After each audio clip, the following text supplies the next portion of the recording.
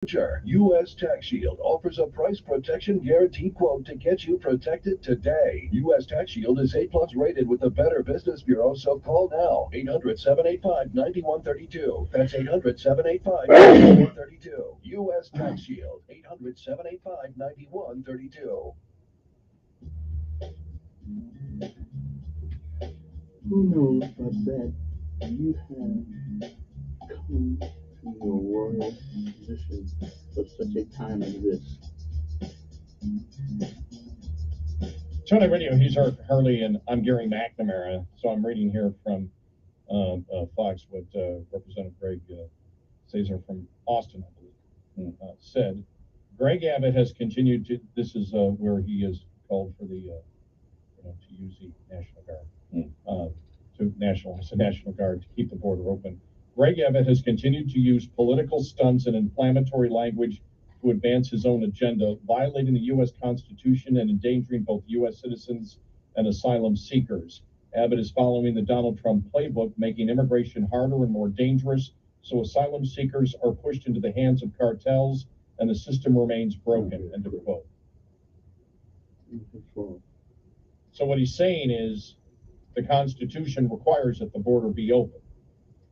Yeah, right. That's the point he's trying to make. Because otherwise the bad guys win, basically. Right. That if the borders were completely open, then the cartels would have no power. Right. Then legalize fentanyl. Yeah, and this is just. I mean, that's basically the argument you're making. I know. It's an open border means the cartels have no power. You have no clue what you're talking about.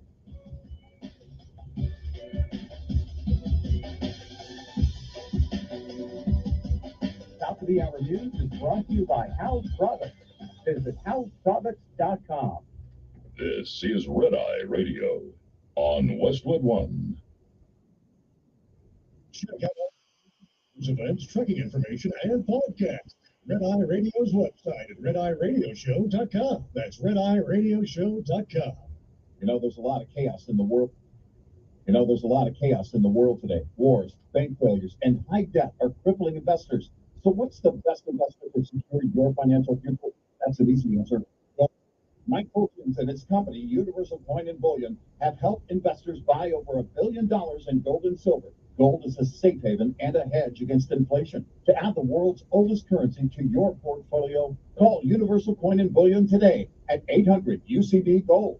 That's 800-UCB-GOLD. Or go to universalcoin.com/redeye. Universal Coin is giving our listeners a special deal on a 1/10-ounce gold American Eagle coin for just $220, or a pure 1-ounce silver American Eagle coin for $27. Limit 3 each. Call 800-UCB-GOLD and tell them you want the Red Eye deal. Mike Fulgens is America's gold expert. Make him your gold expert today. 800-UCB-GOLD. Performance may vary. Consult your tax attorney or financial professional before making an investment decision. Eric Harley for Valley Chrome Plating. Drivers, are you looking to outshine everyone rolling down the road? Look no further than Valley Chrome Plating, your one-stop shop for premium chrome and stainless bumpers, plus a huge inventory of stainless accessories for all makes and models. Valley Chrome will always outshine and outlast the competition. Their products are made with the highest manufacturing standards, made right here in the USA. Family-owned and operated, Valley Chrome Plating has been putting the shine on America since 1961. Check out valleychrome.com today. valleychrome.com. Red Eye Radio and our sponsors are devoted to trucking safety. That's why we are proud to bring you the Red Eye Radio Million Mile Club. We've been saluting drivers who have surpassed the million-mile mark with preventable, accident-free driving. By reaching this milestone, you can be a part of an elite club of drivers who share remarkable safety records and demonstrate superior driving skills. If you or someone you know is a truck driver with 1 million miles or more of driving under your belt without a preventable accident, register online at redeyeradioshow.com. That's redeyeradioshow.com. The Red Eye Radio Million Mile Club would not be possible without the generous support of the fine folks from Petro Stopping Centers, House Lubricator, Motel 6, the St. Christopher Fund, and Cat Scale. We applaud the individual truckers and fleets who drive with care and keep our highways safe. The Red Eye Radio Million Mile Club, devoted to trucking safety. Register online at redeyeradioshow.com.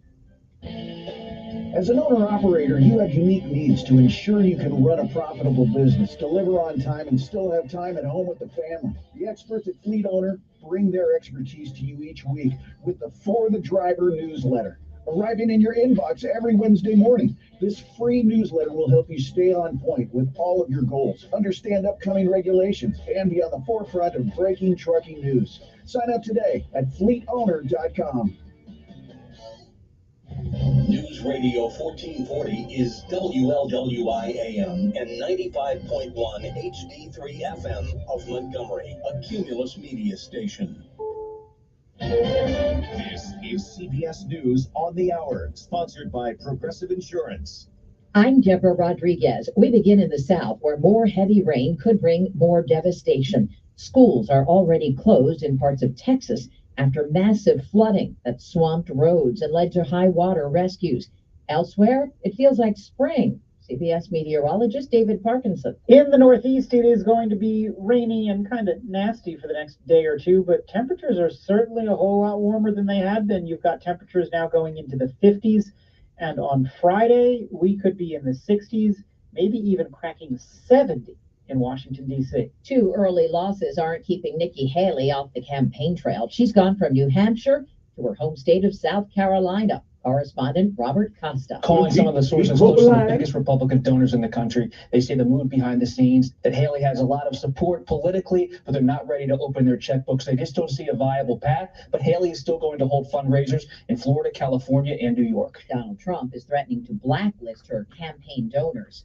Russia says it's found flight recorders and now fragments of what appear to be a missile at the site where a military transport plane crashed near the border with Ukraine yesterday.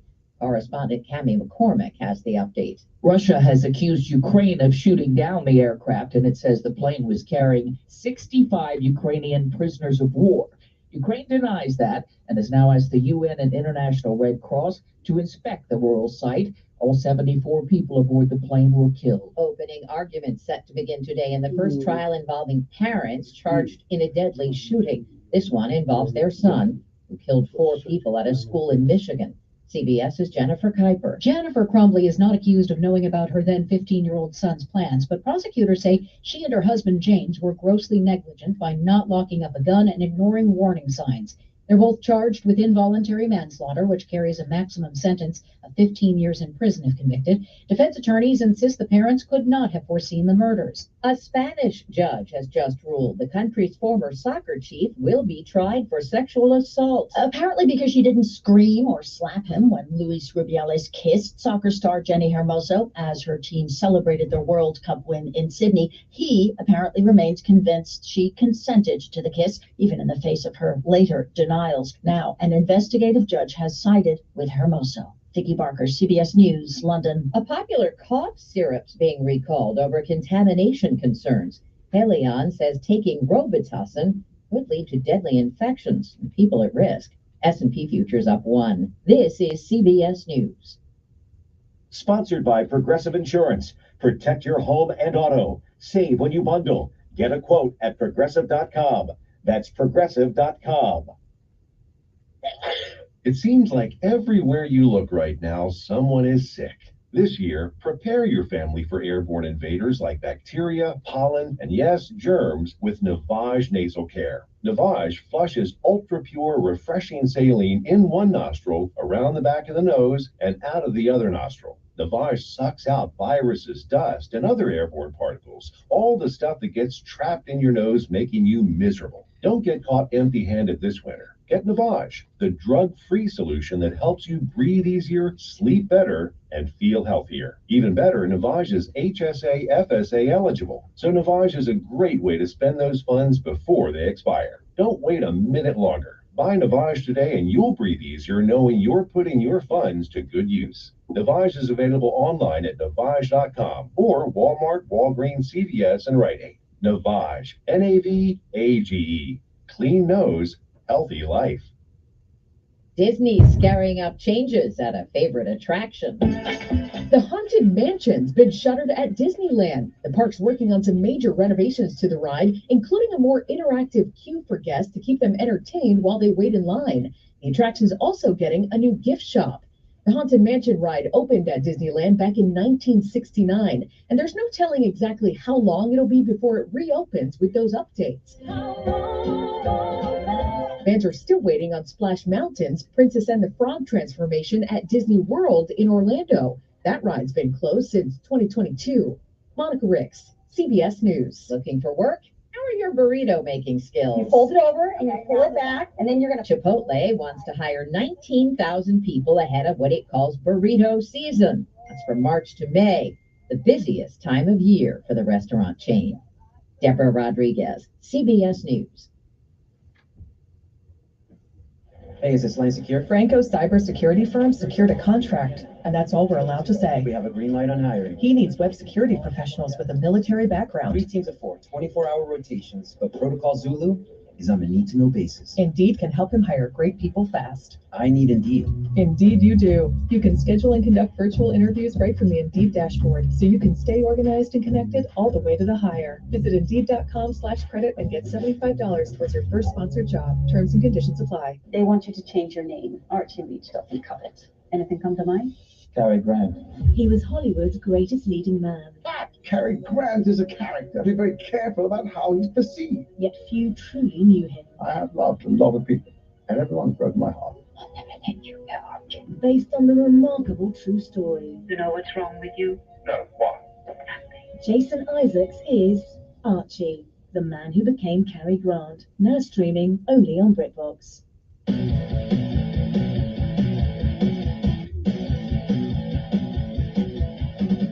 Now, it's Red Eye Radio. Gary McNamara and Eric Harley talk about everything from politics to social issues and news of the day. Whether you're up late or you're just starting your day, welcome to the show. From the Uniden America Studios, this is Red Eye Radio. All across America and around the planet, we are Red Eye Radio. He is Eric Harley, and I'm Gary McNamara. I was waiting for it yesterday, and I didn't see it until just now. And this is what Democrat is going to try to make the comparison between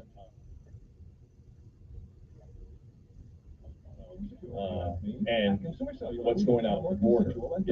Beto did. Beto. Abbott is using the Texas Guard to defy a Supreme Court ruling. When the governor did this in Arkansas in 1957, Eisenhower federalized the Arkansas National Guard to ensure compliance with the law. Biden must follow this example of bold, decisive leadership to end this crisis before it gets worse. Sound like an idiot.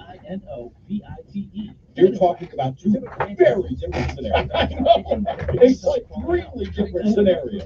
Just pay shipping. The thing is, learn more at dynamite.com/radio. when we can figure out where they're going and how unsuccessful they're being, it's pretty bad. Right. It's like they completely run out of ideas.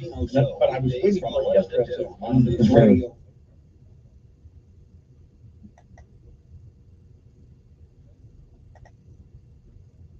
In order to make sure that he had a completely wrong analysis. I don't know, maybe we texted him from his Hashtag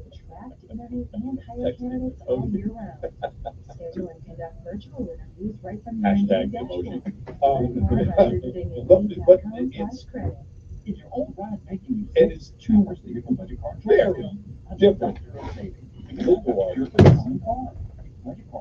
Two very different roles.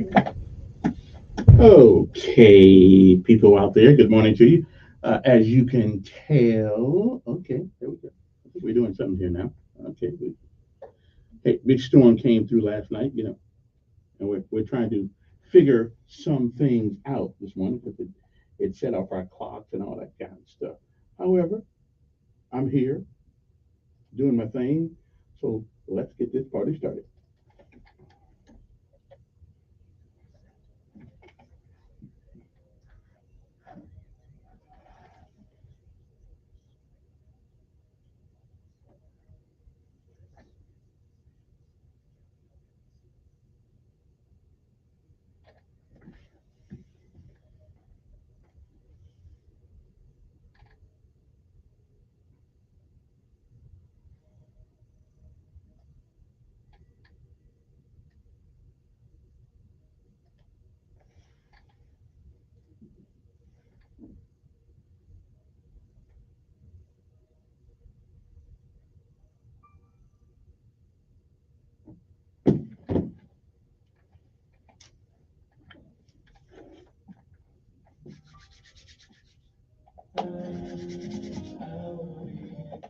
And good morning, Montgomery, Alabama. It is time to rise and shine once again, if you can.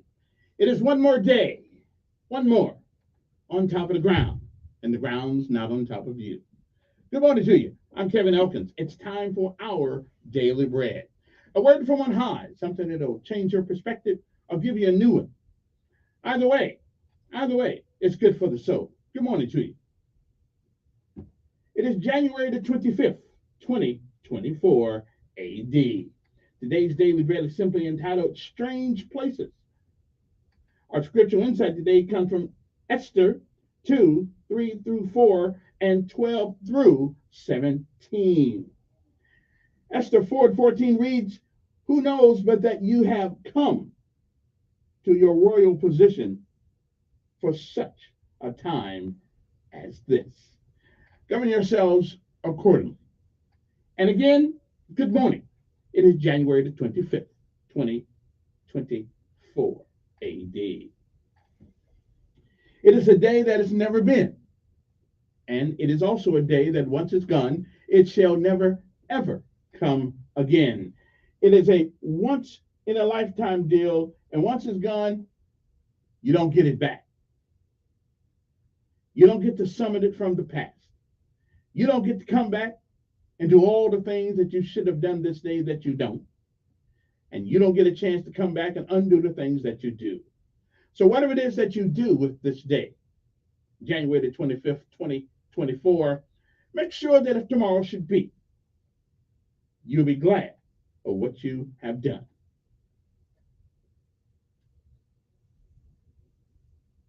If you have lived a little while, seen some days, some weeks, some years,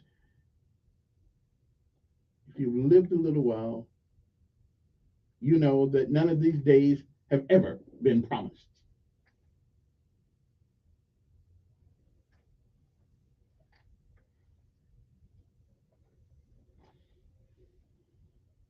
You've seen, you've heard many, many yesterdays. And if we are blessed and given grace, the mercy, and the charity and love of God, we may, I'm not sure, we may see some tomorrows. But if tomorrow should never be, then it is this day that is the first day of the rest of our lives. What are we going to do with it? Well, that's kind of up to you. But whatever you do, reach back every once in a while and give somebody else a helping hand along the way. While you can, for as long as you can, until you can. Then Elijah May said, whatever we do in life, we should do it so well, no man living, no man dead, no man yet to be born can do it any better. And I say that is the standard by which you live life, you'll always be successful. Oh, you'll fail at a thing or two, we all do. But you'll never be a failure until you quit.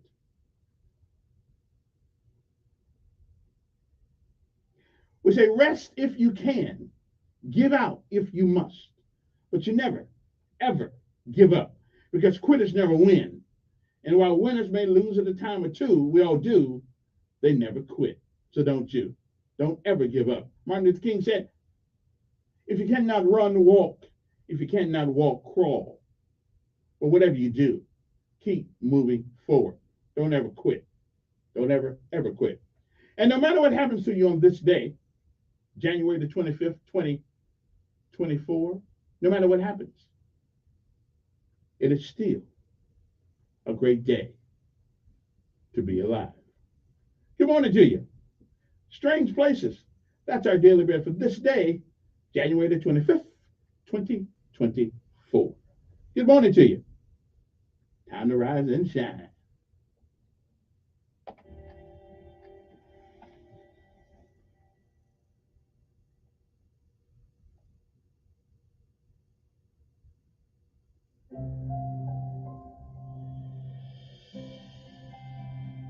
Welcome to today's encouragement from Our Daily Bread. I'm Tom Felton, and I titled our reading, Strange Places. God, why is this happening? Is this really your plan for us? As a husband and dad of young children, those questions and more swirled in my mind as I wrestled with a serious cancer diagnosis. What's more, our family had just served with a missions team that had seen many children receive Jesus as their Savior God had been bringing forth evident fruit. There was so much joy. And now this? Esther likely poured out questions and prayers to God after she was plucked from a loving home and thrust into a strange new world in Esther chapter 2. Her cousin Mordecai had raised her as his own daughter after she had been orphaned. But then she was placed in a king's harem and eventually elevated to serve as the queen. Mordecai was understandably concerned about what was happening to Esther, but in time, the two realized that God had called her to be in a place of great power for such a time as this, a place that allowed her people to be saved from destruction. It's evident that God providentially placed Esther in a strange place as part of his perfect plan. He did the same with me. As I endured a lengthy battle with cancer, I was privileged to share my faith with many, many patients and caregivers. What strange place has he led you to? Trust him. He's good, and so are his plans.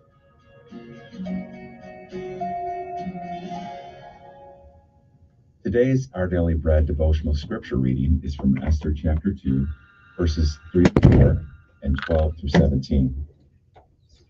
Let the king appoint commissioners in every province of his realm to bring all these beautiful young women into the harem at the citadel of Susa. Let them be placed under the care of Hegai, the king's eunuch, who is in charge of the women, and let beauty treatments be given to them. Then let the young woman who pleases the king be queen instead of Vashti. This advice appealed to the king, and he followed it. Now, picking up at verse 12. Before a young woman's turn came to go into King Xerxes, she had to complete 12 months of beauty treatments prescribed for the women, 6 months with oil of myrrh, and 6 with perfumes and cosmetics. And this is how she would go to the king. Anything she wanted was given her to take with her from the harem to the king's palace. In the evening she would go there, and in the morning return to another part of the harem to the care of Shashgaz, the king's eunuch who was in charge of the concubines. She would not return to the king unless he was pleased with her and summoned her by name.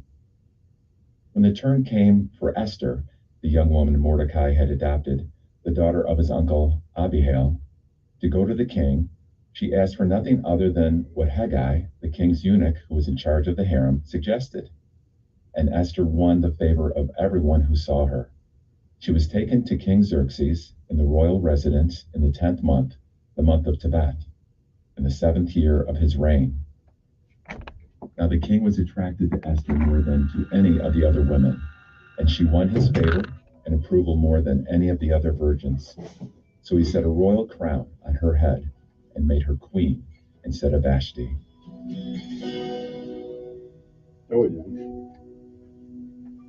Let's pray. Dear God, help us to trust you even when we don't understand what you're doing. Thank you that we can rest in your good plans. In Jesus' name we pray. Amen. Today's encouragement was provided by Our Daily Bread Ministries. Hey, I didn't know PT was today. Come on, man. All right, let's do it. Let's knock it out. We'll skip it tomorrow. Let's get it going. Get it moving. Get it moving. Hard work, work. Oh, yeah. Hard work, work. Hard work, work.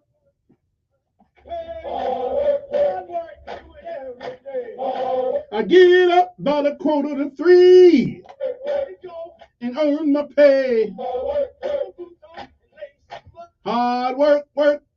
And who's the work, hard work, work. Come on now, let's get it going, get it moving, get it moving. Time to get up, rise and shine. Hard work, work. And earn the hard work, work. Hard work, work. Go to work. Hard work, work. Hard work, work. Keep it moving, keep it moving, keep it moving. Hard work, work, work. Here we go. I'm ready to rock. Hard work, hard work. I'm earning my pay. Hard work, do it every day. Come on. Hard work, work. Hard work, work. Airplane in the early morning rain. That's what they say. day. Come on.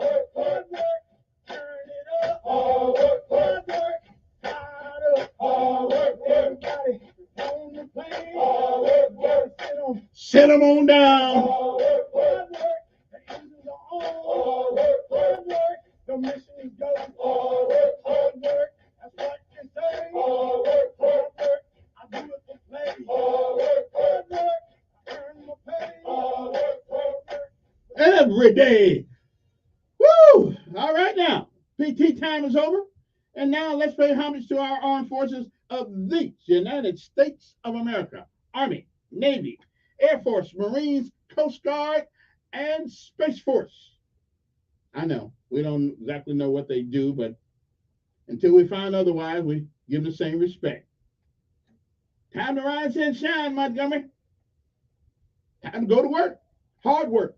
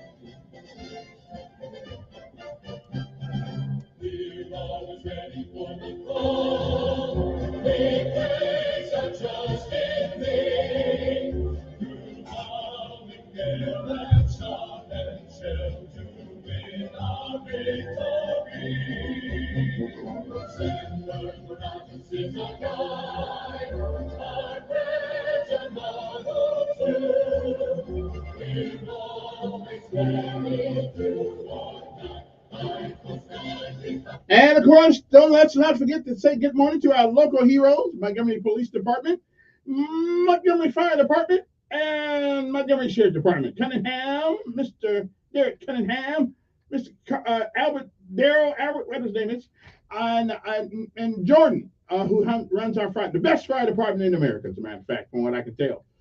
So let's keep up the good work. Okay. Oh, let's say good morning to the Montgomery Sanitation Department and the road crew. The maintenance department, they get mad when I don't say about the maintenance. I mean, we know y'all out there. We know you're working hard, but we don't know y'all like we know the folks in the sanitation department. Y'all need to do something. I know you do something, but I'm just saying you might need to do a little more so we recognize you in the morning.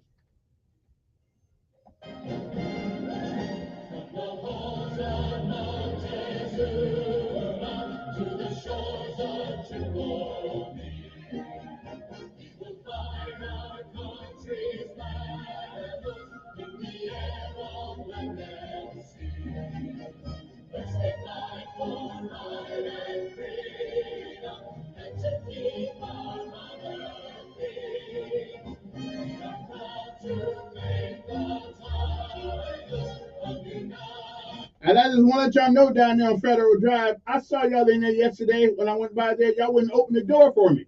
I knew y'all was in. I saw you. Come on, First Sergeant. Give me a break.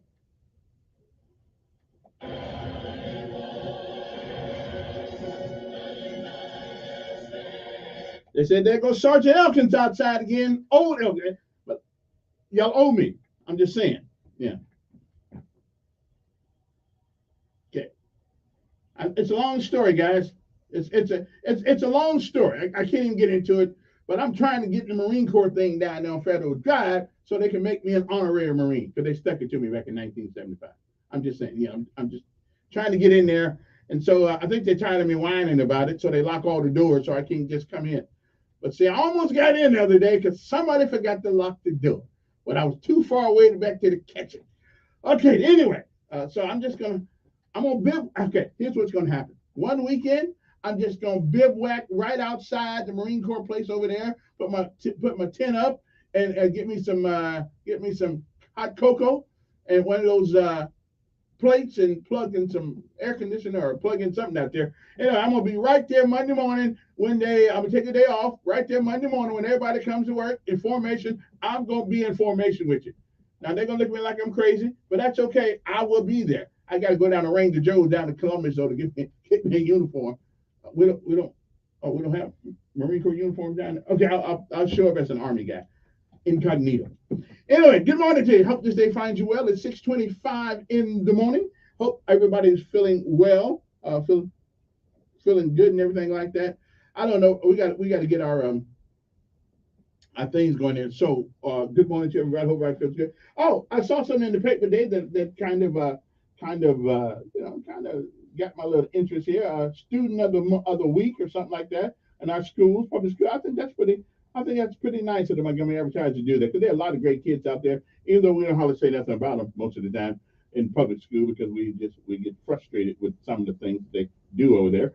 But there are some kids. So today I'm going to put all their names on the radio so people know who they are, who is running in contentions with one another over their contention. So that's good. That's good. Because now I must admit, when I looked in the paper this morning, I didn't see my son's name. Okay, not at all. All he does is get A's and stuff like that. I don't see his name on the thing. But maybe we can do this, maybe he'll be on next week. Okay, I'm just saying, I don't see his name over there, but he's kind of a quiet kid, so he doesn't really seek, publicity. Shit, I get enough of it. Okay, I'm with you. I feel you. I know that feels, but I'm just saying, I don't see his name over there. The first nomination for the Montgomery Advertisers Student of the Week are in now. It's time for the community to pick the best of these. Voting is open until today, as a matter of fact. Participating Montgomery area high school principals, teachers, and guidance counselors nominated students, they say, have shown outstanding academic and school achievements and community service. We will announce the winners on Friday, which is tomorrow, the 26th. To cast a vote, all you have to do is go online, and you'll see the thing on there where it allows you to pick. But I'll give you the ones who's been announced so far. I didn't see my son's name on it. That just kind of hurts me a little bit. But that's okay. Can't get them all. So we'll just hopefully they're not taking out on them because who his dad is. Okay, I'm just saying. We don't want to go there. Don't make me want to open up a can of you know what. I'm just saying. But again, you can't win them all. So we'll just see how this one works out, and then we'll be all right. I'm just checking. I'm just making sure that the boy gets a fair shot. All right. Anyway, it's 6:27 in the morning. We'll come back with the word of the day, of course, as well as the what's that other one? As well as the lessons of life.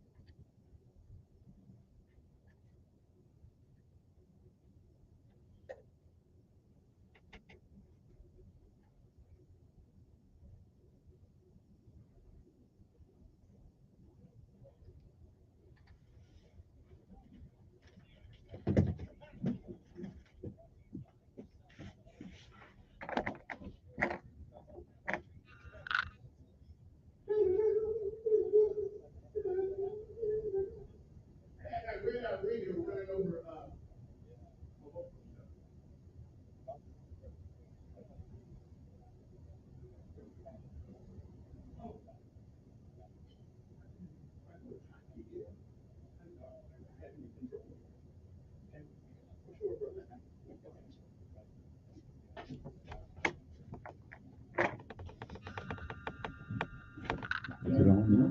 Yeah. See, I'm running this, and we get rid of it. Yeah.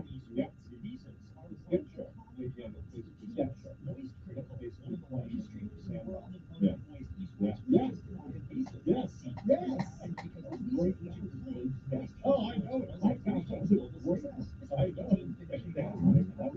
And I also have the $6 million man. Still running? Yeah. Sounds like it. Yeah, smart bed? Cause I only go all out. I can't be stopped. Cause my sleep number smart bed helps me sleep at the right temperature all night. So it's gonna take our game to the next level. That's why 80% of NFL players choose a smart bed. Sleep next level, perform next level. And now save 40% on the Sleep Number Special Edition Smart Bed. I'm here one. Take that back where it is. SleepNumber.com. Sleep Number, the official sleep and wellness partner of the NFL. You good? Did you know that 80% Oh, so just go there and find the hot, just stop, hit stop. Okay. Hi, I'm Evan Bass, founder of Montgomery Men's Health, and I started this clinic to take care of men. If your testosterone is low, then motivation, energy, and drive often follow too. And keeping resolutions can feel like walking through mud. Even more so as we age, these things tend to get worse if untreated. Guys, you're not alone. Your urologist-led support team at Montgomery Men's Health has your back. For years, we've effectively treated ED and OT comprehensively and with proven treatment more than just for you. With same-day booking, you have a passionate team. It's water, I promise. Lead with a plan that's designed to be sustainable for life. The number one thing we hear guys say is, I forgot how I used to feel. Guys, it's time to feel amazing and crush this new year. Call the team right now and let us treat you to an unforgettable experience. Dial 334-440-3663 or go to MontgomeryMen'sHealth.com. MontgomeryMen'sHealth.com. I love being a part of Action Team. It helps me help other people. It helps me feel good. Being a part of the team always feels good. Go for it. Don't even hesitate. For more than a decade, Major League Baseball players and action teams of high school students have been working together to train and inspire the next generation of volunteers. Once you get there and realize how much you change someone's life, it's one of the best feelings in the world. Just that simple act. Succeed! That takes 5 or 10 minutes of your time is making a difference and it's transforming someone else's life. All-star Giancarlo Stanton and Chris Capuano join action team captains to make a difference in their communities. And you can too. Just try it. Just go to one event, one action team event. If we all show up together, that's what it's all about. It's not just one person, it's a group, it's a team. It's been incredibly rewarding for me. It'll just make you feel so good about yourself. I'd do anything to convince you just to be a part of this. For more information, go to actionteam.org. Anita Chandra, today from the American Academy of Pediatrics. This is a special time of day, a moment to connect with your child and their brain. After your child has brushed today, we'll talk a little about your day and tell her you love her. Have your routine every night with your child structure her day, feel safe, and develop good sleep. Relationships for more, talk with your pediatrician and visit healthychildren.org.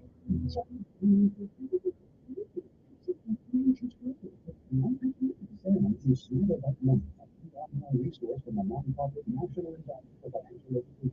You are empowered to reach your financial goals. Visit StoneLine.com. Join Sean Hannity Sundays at 3 p.m. for the Encore Show. Chinese production. Don't fear Joe Biden on News Radio 1440.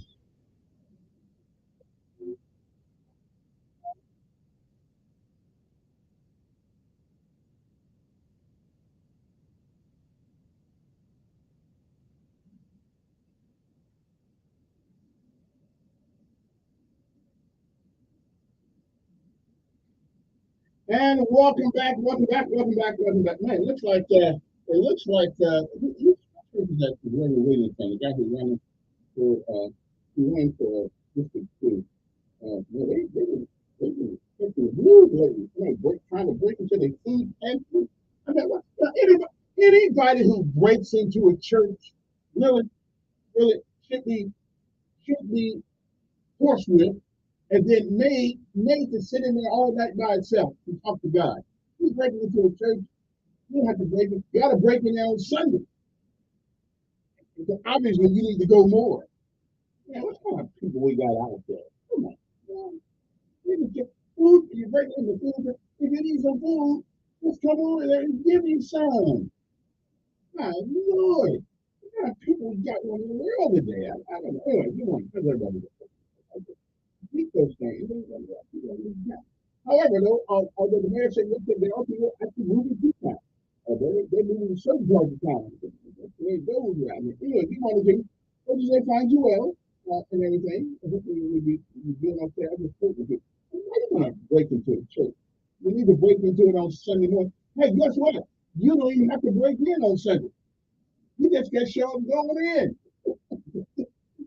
Just don't put it in the church. You have to break into it. Matter of fact, they just promote people to come instead. Man, what kind of people? Honestly, we need, this is why the good book says, spare the rod, spoil the child. Okay? Because I had some crooked ways back in the day when I was a teenager, but I don't think I'd ever really had the temerity or the audacity to break into a church. I had enough conversation with God as it was.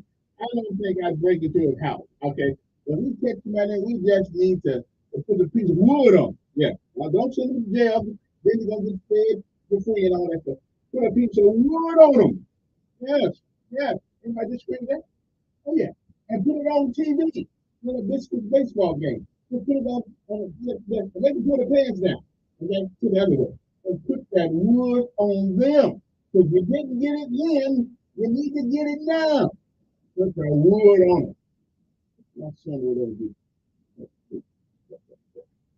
Anyway, good morning to you. What is the word of the day? Well, the word of the day is spelled Capitulate.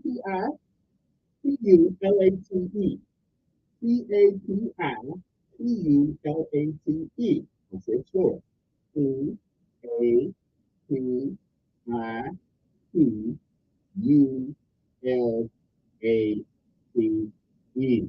How to pronounce that word? Capitulate. What does it mean? You hear it often. But you don't. You don't never. Most of us don't know what it means, but it sounds good when you use it. To capitulate is to surrender to an enemy, often after negotiating terms, or to stop trying to fight or resist something. Like I got a friend that does the karate thing, Well, see, so I started to take him on one day, but I capitulated. I'm going to get killed. So that's what capitulation means. We negotiated. The negotiation, okay? I negotiated with him so he wouldn't kill me. Okay, he wouldn't leave me on the floor as if I was useless pile of crap. Okay, I'm just saying.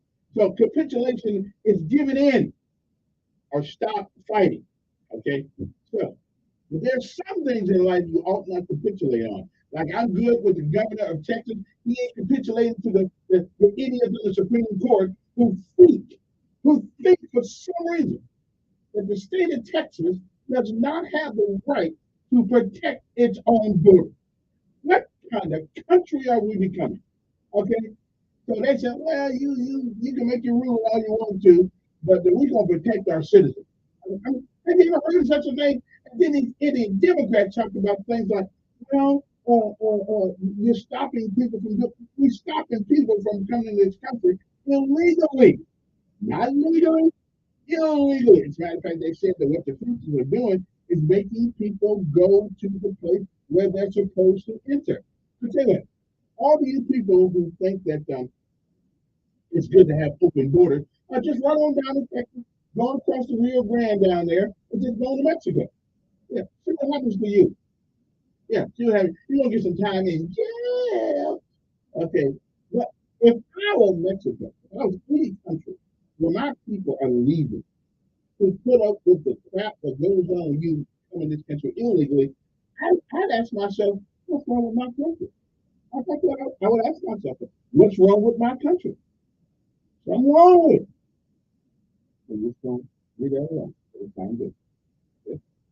I'm a patriot. Now that seems not to have the meaning that it used to have some years ago. I understand that, considering, but I'm good. I'm good. Yeah. Now, speaking of being a patriot, what is the lesson of life today? Besides, it's a great day to be alive. Well, a big scene. Let me tell you, if you're not willing to fight for it, you are like a wagon with cans in it. A lot of doggone noise with no commitment to the journey. Okay, again, if you're not willing to fight for it, whatever it is, you're like a wagon with cans in it. a hell of a lot of noise going down the road with no commitment to the journey.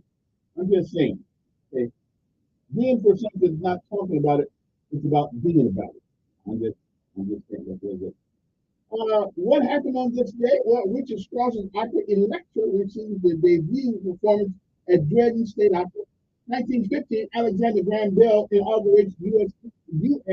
transcontinental telephone service, speaking from New York to Thomas Watson in San Francisco. 1917, sinking of the SS Laurentic after hitting two German lines off the coast of Northern Ireland. Ukrainian People's Republic declared independence from the Soviet Union in 1918, and we still fight today. 1918, the Finnish Defense Forces, the White Guards, were established as an official army of independent Finland.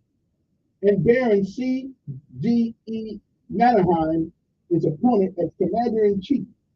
1924 was the year the 1924 Olympics, 100 years ago, opens in Prince Alps, inaugurating the Winter Olympic Games. 1932, Second Sino-Japanese War, the Chinese National Revolutionary Army begins the defense of Tibet. The Guiding Light, it debuted on this day in 1937. It was on the radio from Chicago. 1952, it moved to CBS television, where it remained until September 2009. The Guiding Light. My mother used to love them stories. I don't know why, but she did. She loved them stories. All that fake stuff. Yep, our fitness shooter. Stop. Then here comes a commercial. Okay, right.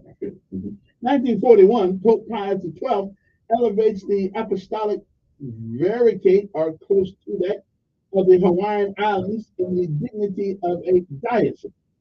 It becomes the Roman Catholic Diocese of Honolulu. I don't remember seeing that one. 1942, World War II, Thailand declares war on the United States and the United Kingdom. They're going to declare war on everybody. 1945, World War II, the Battle of the Bulge ends. 1946, the United Mine Workers rejoined the American Federation of Labor, the AFL-CIO, or the AFL anyway. 1947, again, Thomas Goldsmith Jr. filed a patent for the Cathode Ray Tube, a music device, the first ever electronic game. 1949 was the year, and what happened? The first Emmy Awards were presented in the United States. The venue is the Hollywood Athletic Club. 1960 was a good year. I was like 3. The National Association of Broadcasters in the United States of America reacts to the payola scandal by threatening fines to any disc jockey who accepts money for playing particular records. I think that's it. 1961, the Washington, D.C. U.S. President John F. Kennedy delivered the first live presidential television news conference. 1964, Blue Ribbon Sports, which later became Nike, is founded by University of Oregon track and field athletes. 1967 was the year South Vietnamese people leader and Prime Minister Nguyen Thanh Khai fires rival Deputy Prime Minister and Defense Minister, unless we kind of crucify their name. Let's just be able to say that he's out. 1969, the Brazilian Army Captain Carlos Lamarca deserts in order to fight against the military dictatorship, taking with him 10 machine guns and 63 rifles. 1971 was the year Charles Manson and the 4 family members, who had been female, are found guilty of the 1969 Tate LaBianca murder. 1971, Idi Amin leads a coup, deposing Milton Obote and becomes Uganda's president. And all what the hell when he got there. 1979, Pope John Paul starts his first official papal visit outside Italy. Okay, and also just to put a little bit of me in there. You know, I always got to be about me. Not really. God just said, I'm going to give you this one. Yeah, this time of year, I was getting headed to jump school down here at Fort Benning, Georgia. I know they named it something else, but it's always gonna be Fort Benning to me. Okay, I was down there trying to learn how to jump out of an airplane. Oh yeah, I was the man. I was 22 years old, lost, didn't know what the hell I was, but I know I wanted me a set of them jump wings, baby. I went ahead and had a set of them wings on my way. Then I left the Air Force and went to Fort Lee, Virginia to food service school. Anyway, 1990, Avianca Flight 052 crashes in Cove Neck, New York, killing 73 people. 1993, 5 people were shot outside the CIA headquarters in Langley, Virginia. 2 are killed and 3 are wounded. Okay, what else? 1995, the Norwegian rocket incident. I don't know what that's all about, but yeah. Black Bryant III, a Norwegian research rocket for the USS Trident, or for a Trident US missile. I don't know what. Here's one. 1996. Billy Bailey became the last person to be hanged in the United States. I don't mind being the last other first, but I think that's one I don't want to be part of. Okay? 1998, I was here. Alabama. Doing historic visits to Cuba. John Paul II demands political reform. Hey, when we went back to it, come back over here and see if you can give us some. And the release of political prisoners while condemning U.S. troops to isolate the country. Hey, I think we got political prisoners in I think the Congress are political prisoners. I really do. I think they got a right to be proud where they are, and we're going to take it. But we are coming, we got 2 things in this country that's changed our way of life. COVID changed the way we vote, and now when you just you see the government now, they call you a proud boy, and they want to put you in jail because they don't like what you say. I got a problem with that. That's not the country I serve. Okay, I'm just saying. Okay, you can put a guy in jail, wasn't even there. How you gonna put a guy in jail and wasn't there doing the thingamajig, whatever they call it. I call that, we had people that was a redress of grievances. That's what I call it.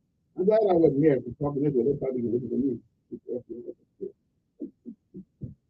Hey, they know where I'm at. 1998, a suicide attack by the Liberation Tigers of Sri Lanka's Temple of Truth killed 8 and injured 25 others. The year was 1999. A 6.0 magnitude earthquake hit Western Colombia, killing at least 1,000 people. In 2006, Mexican professional wrestler Juan Barraza is arrested and connected to serial killing of at least 10 elderly women. Okay, then.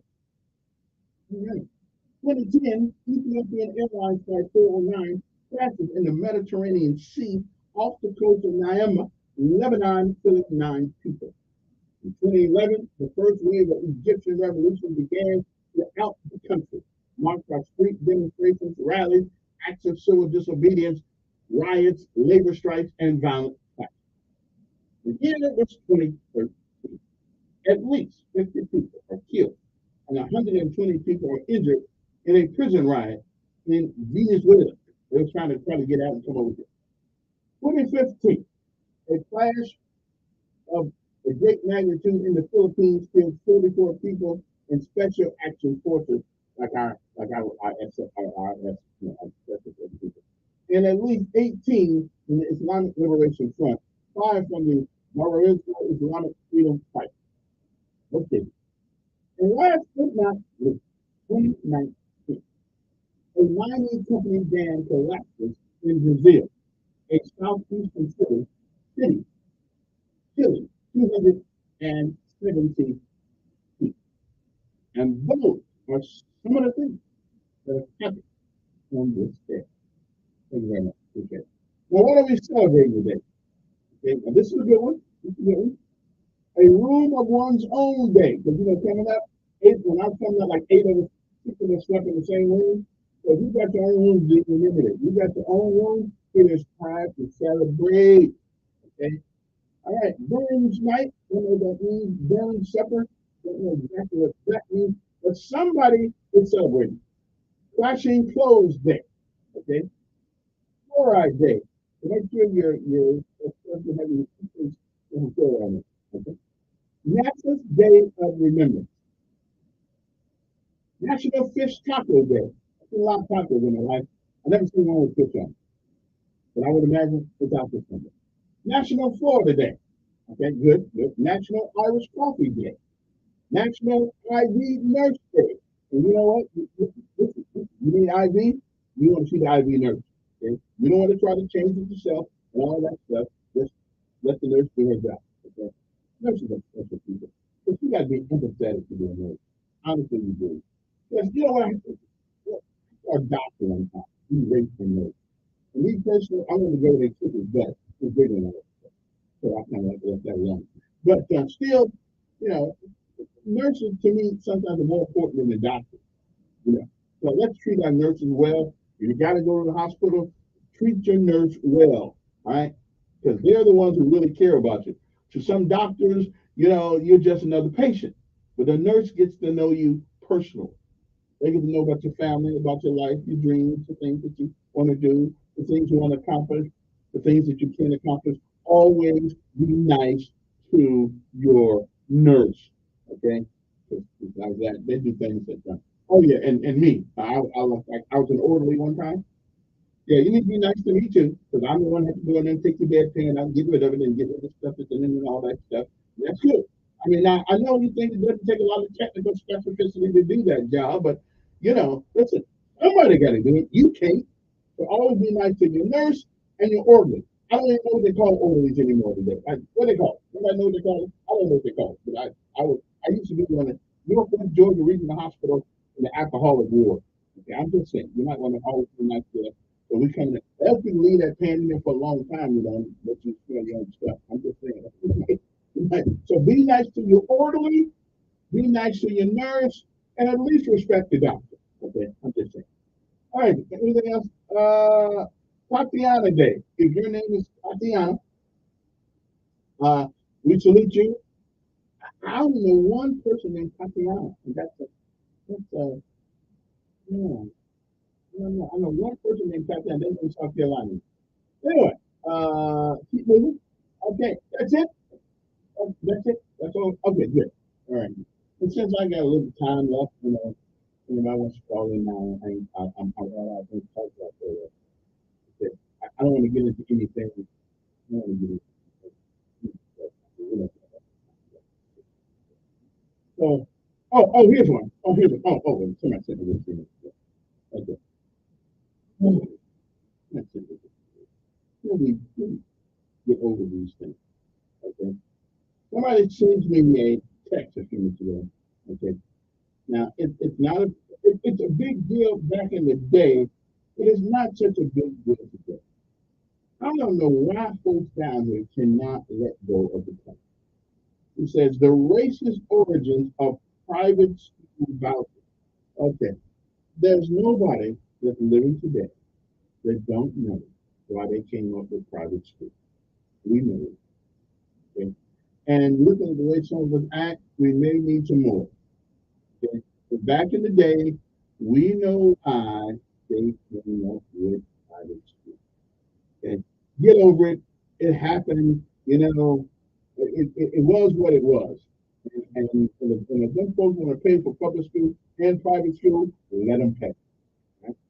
Anyway, let me give you some names of some of these kids that are been the first nomination for them. I'm giving the advertising student of the week. And my son's name is not on there, but that's okay. I'm gonna let it fly. They probably didn't know who it is. All right, now who are some of the children? Tomorrow you'll find out who it is. And the nominees are Carrie Payne from Booker T. Washington Magnet High School. Okay, a stellar student and compassionate community service. I'll have to meet it with the school. Summer Easterling, Sidney Lanier High School, a senior at Sidney Lanier. Teachers describe her as extremely personable. Oh, sounds like something I like to know. Braylon Roberts of Prattville High School. Why are we giving Prattville some okay, never mind. Yeah. As a cadet commander of the competition drill, what kind of guy? Okay. And cadet deputy commander of the JROTC. It sounds like a man that's going someplace. Braylon is the key figure in the flag and color guard team at Prattville High School. Not only has he written and performed his own play, Braylon is also involved in the community as a youth worship leader, a licensed minister, and photographer. Okay. That's the guy that's on the move there. Okay. Azari Rudolph from Percy Julian High School. As a senior student athlete, Azari had just as committed to academics as she is to volleyball. She has earned a total of $534,000 in college scholarship money based on her academic merit. She has participated in dual enrollment. Azari is also on the All-A honor roll of the first quarter of the school year. All right then. We did get a B. We got it. Can't make the honor roll with a B. Okay, that's good enough. Anyway, so those are some of the folks that said, hey, Azari Rudolph, Percy Julian, Brian Roberts, Prattville High School, Summer Eastley and Sydney Lear High School, Terry Payne, Booker T, Washington, and I don't know if there's any more, but I don't think there is. But I'll check. If I didn't write call your name, I will look it up sometime today because I didn't keep you last name. Of course, I probably didn't go all the way. Okay, right there. Yeah, I see it. Yeah, that's the one I saw. Okay, well, I'm asking, how much high school is that in the state? In the city, anyway, we got a bunch of. I may have missed somebody. But I did. Okay. Yeah, okay. Here we go. Vote for the. Oh, there we got some more. Oh, okay. Oh, no, that's all it is. It's only four. Okay, so that Azari Rudolph, Percy Julian, Braylon Roberts of Prattville, Summer Eastland of City Lanier High School, and Carrie Payne of Booker T, Washington. So you can go to Montgomery Advertiser and you can vote for whichever one of those students you want. Okay, the voting ends today. Okay, the voting ends today. The one who's leading right now, is Carrie Payne. Okay, Booker T, Washington. 39% of the votes go to him. 7,487. The last person is from Percy Julian. But that's okay. I'm gonna go down there and vote. We got 7%. Okay, we go through. Let's get my son goes to that school, and we give Gary Rudolph, Percy Julian High School, a couple more votes. Okay, I'm just saying. Okay. You go to Montgomery Advertiser online, and today, and you'll see. Let's give Ozari some votes. Terry Payne Booker, Terry Payne from Booker T, Washington, got all the votes right now. But him and William Roberts are running neck to neck at 39 to 35%. But Summer Eastling is at 19%. But Percy Julian needs some help. He don't need some help. He don't need some help okay, so y'all go to the Montgomery Advertiser. Go to the student of the week. Get down there. Let's give Azari Rudolph, Percy Julian High School. Let's get a student. Okay, and a student athlete. So let's go there now. Right now she's only got 1425, and she the next one her is 3,000. So let's go there and see if we can help her out. Okay, we can start. Azari Rudolph, Percy Julian High School. So go there and check that out. Then vote for your teammate. Okay, go to the computer. Vote for your teammate. Okay, help her out. Who knows? You may be on the one to do. I gotta go. All right? I'm not sure. We'll do that.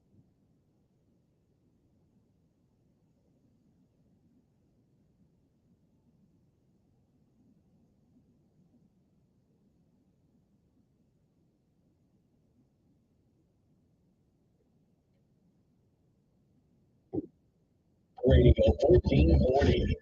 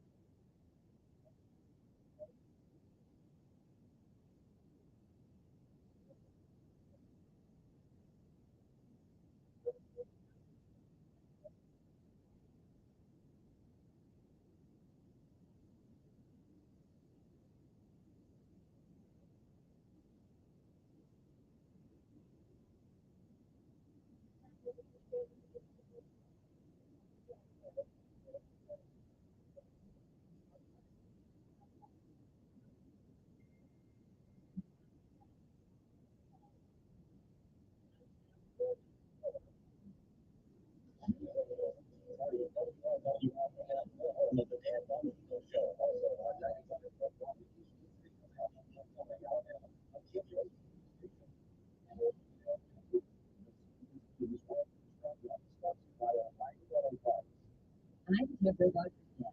Is overwhelming cities and towns from Texas all the way to Alabama. Some of the worst of it. Houston, California, Janet Chamberlain is there. Rescues from flooded neighborhoods in Hollywood just moved. Out nearly 8 inches of rain. What are the rest?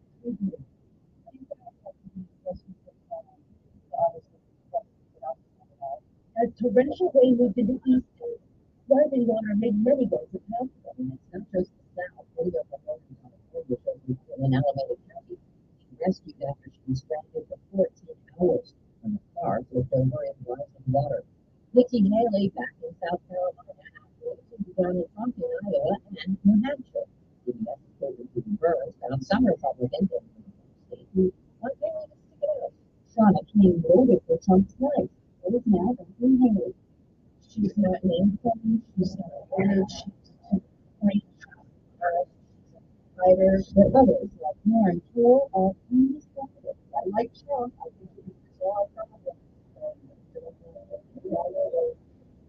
I do like it.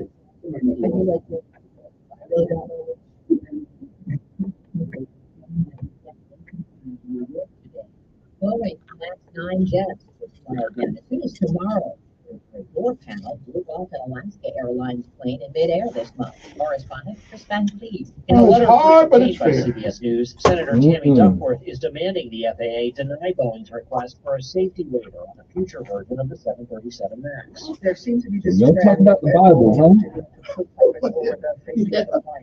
That's We are roadmap. halted Boeing's plan to ramp up production of the 747 until quality control issues improve. That might carry out the first execution. We're gonna talk about this too. Using nitrogen gas. Convicted murderer Kenneth G. Smith. Oh, that's they tried to kill him one time. They couldn't, for whatever reason, they couldn't get his and then forced him to breathe pure nitrogen gas. Okay, we're gonna do it again. I just think that's unfair. I mean, you're the right guy, you're the right thing. There may be a new But natural weapon. that day, he died. And now you're gonna do it all over again. I just find that to be like, yeah, I haven't keeping up with the case, but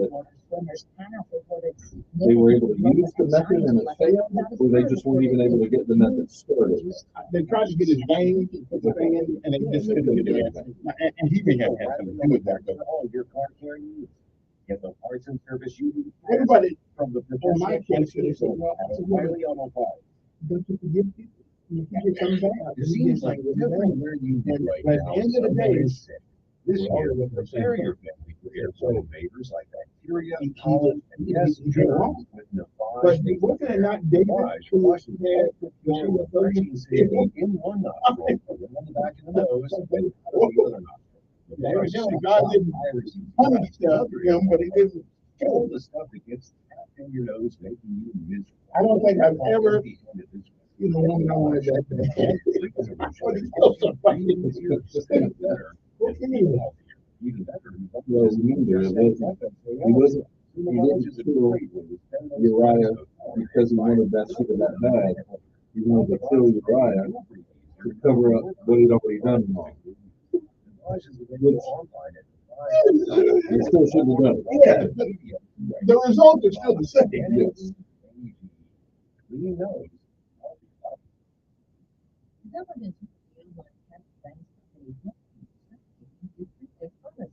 FTC, the company took advantage of people who needed money fast, promising quick and fruity cash advances. Well, they took advantage of him. Making it difficult for customers monthly fee. The UPC says customers were charged to join the company's app and promised they could get up to $50 instant, but they were given just $20 and charged $4 if they wanted it immediately. Under the settlement order, the company will pay $3 million in refunds to customers, stop its deceptive marketing, and make it easier for consumers to cancel their subscriptions. Christopher Cruz, CBS News, Washington. They both were wrong. The people who wanted the money without sacrifice. And the people who wanted to give them the money did it by enticement. So it's both of them. Nobody gives you money for free. And when they say they are, you better be suspicious. So how your children? That ain't some little, well, you got the little ones, but yeah, everybody's doing good. By God's grace, we've been well. You know, the older ones are all doing their college thing. You think college is I think one of the saddest things that's happening in back, I mean, you know this, part of World War II, you could graduate high school and get a make a good deal. And you still can. Well, there was a decided move in the 1950s when they did some education reform to take those things out of the public school. I mean, they left a little bit of shop class, they had lots of cool things, but there was a decided move towards removing the trades from the high schools. And what happened? We have trade schools that rise up, but now you have a young person who's getting all the way through high school, and 95% of them don't have marketable skills other than being able to work in retail or fast food. Simple job. And but then we go, oh, we go to Florida State, you do this, you become a welder, you become a mechanic, you become, all these things. Those last 4 years should be used to gravitate to direct you to a. If we put those things back in high school, if you got a guy like right now, an electrician or certified can start out making 45 grand a year and go up to more. If a high schooler, 18 years old, can make 45 grand coming out of high school, he's going to think twice about selling drugs or going this way or doing something. He's got gainful employment here that we need right now. Yeah, so you don't have to worry about. I mean, because college isn't for everybody. And it was not for me. It was just not. I tried a little bit of it. That's bad. And then it's become an indoctrination place rather than it's become an indoctrination place. It's become a place. It's a money machine. I started college in 1989. I could pay for an entire semester of school with $800. That's classes, fees, everything. I could work at $5 an hour back in 1989 and work my way through school. My son right now, it costs him to go to AUM almost $6,000 just for classes. Just for classes, between $5,000 and $6,000. Woo!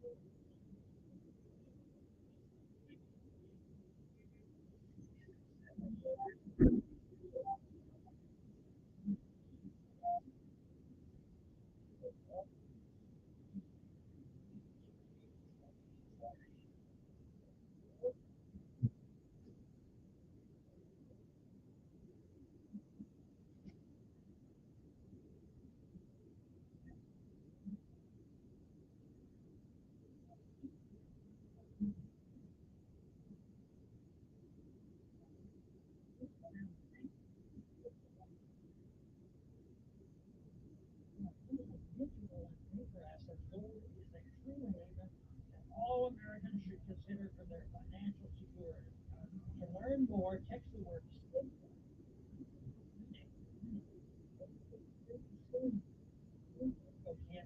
gold.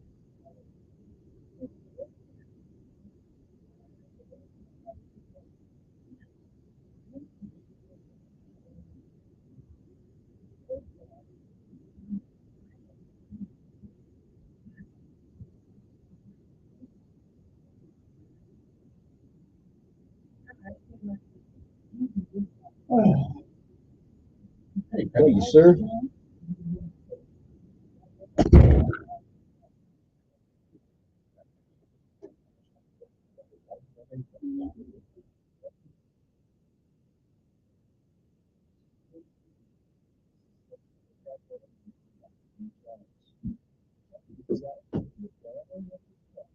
Not just by staying away from loud.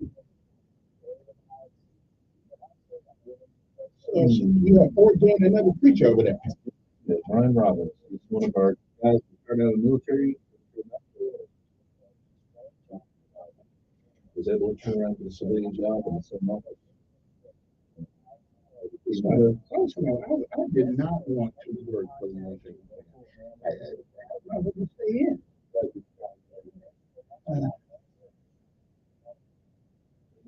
Chairman of the Deacons retired out of the workforce.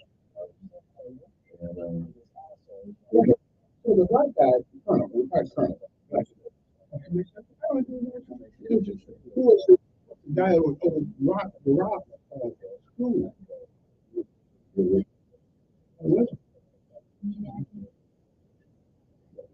He retired out years and years ago, which was before November. But my chairman of the Deacons retired out to the training and he's teaching math. The other school, the Calvary League, the other side of town. They changed all the names. Yeah, I know, but that's what I'm trying to do. One is Jag and what's he doing?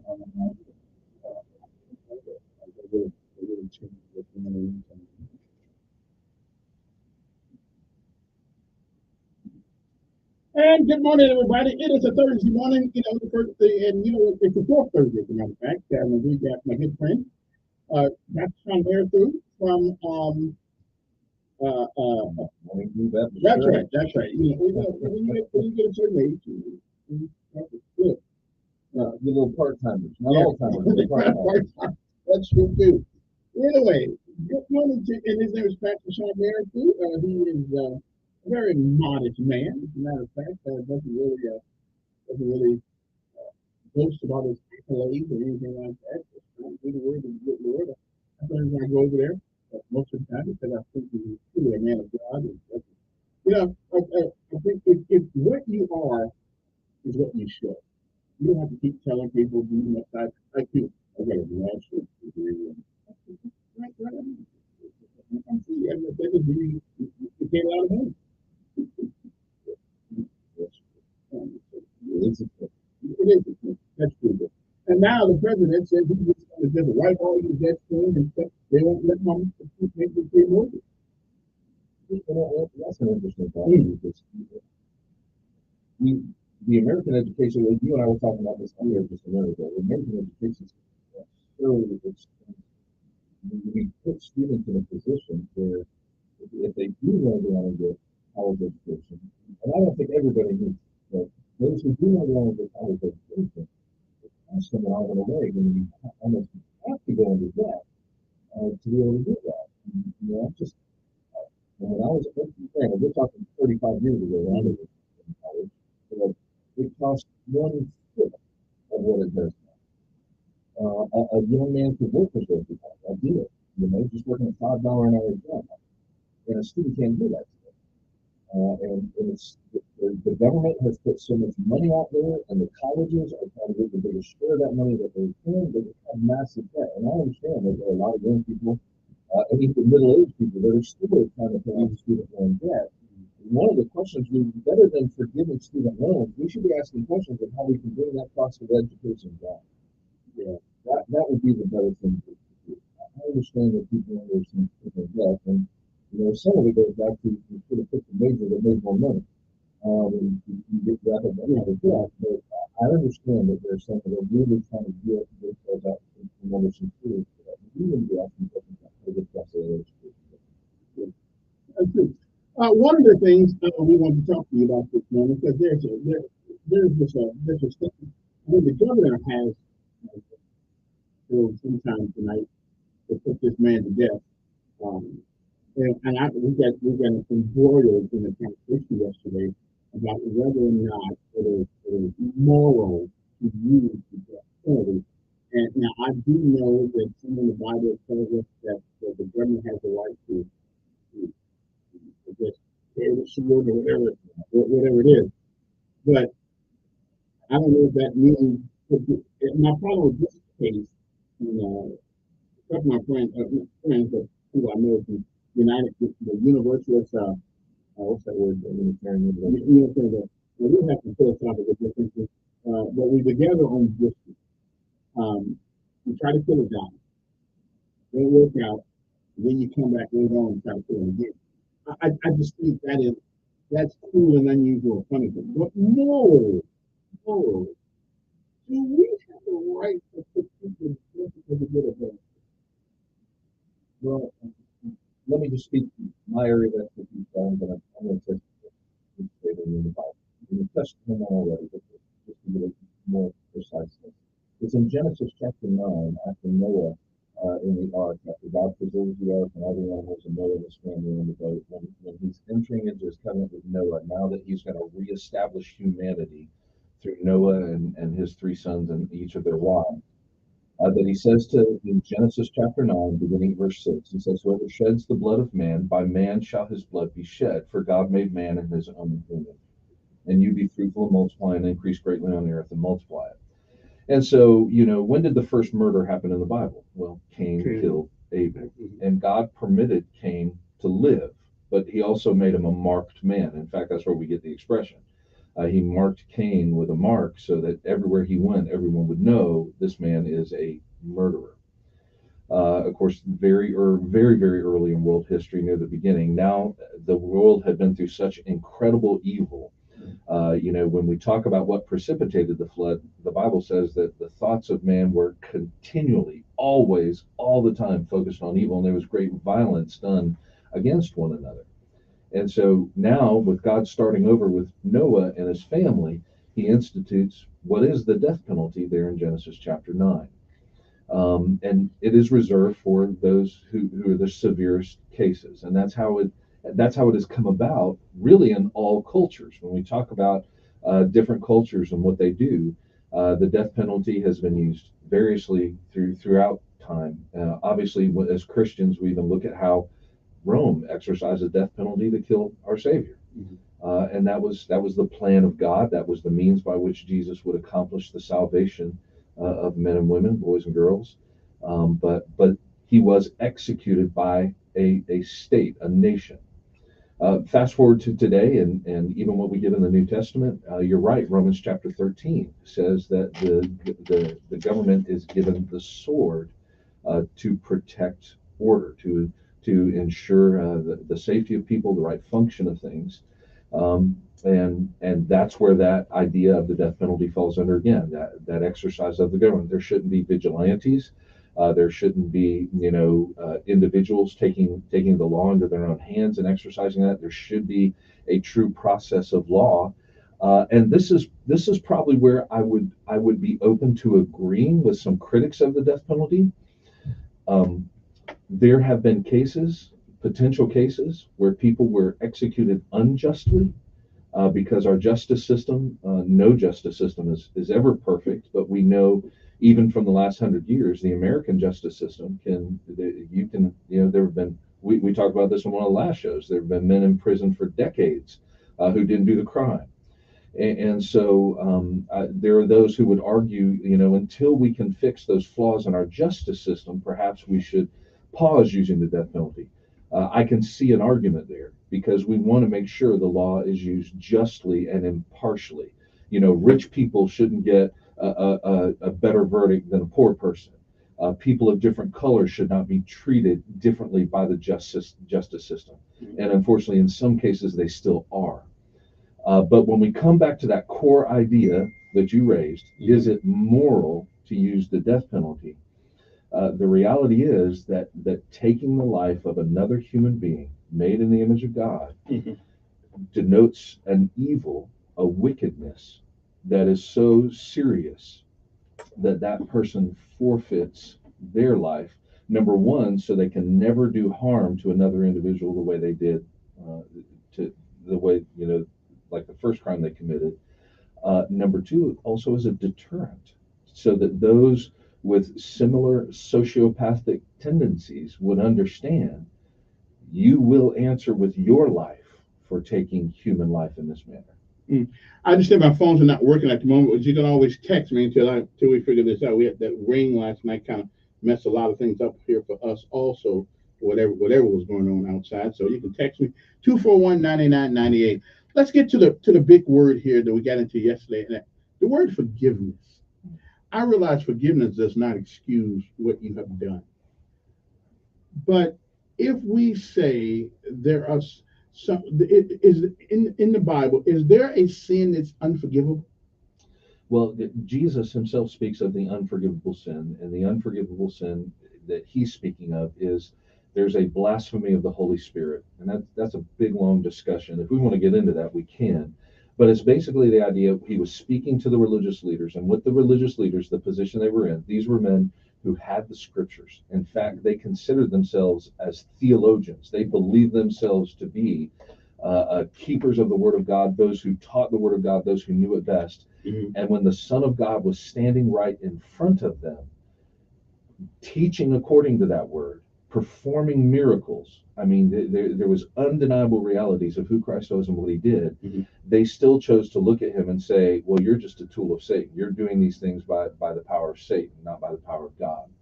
And what Jesus was saying is, listen, your heart is so hardened that you are blaspheming the very Spirit of God, and that is the unforgivable sin.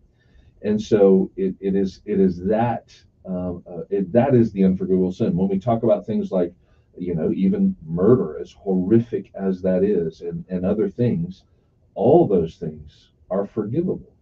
In fact, that is the good news of the gospel of Jesus Christ is no matter what you've done, and as a lost person, you can be forgiven. But we want to be careful.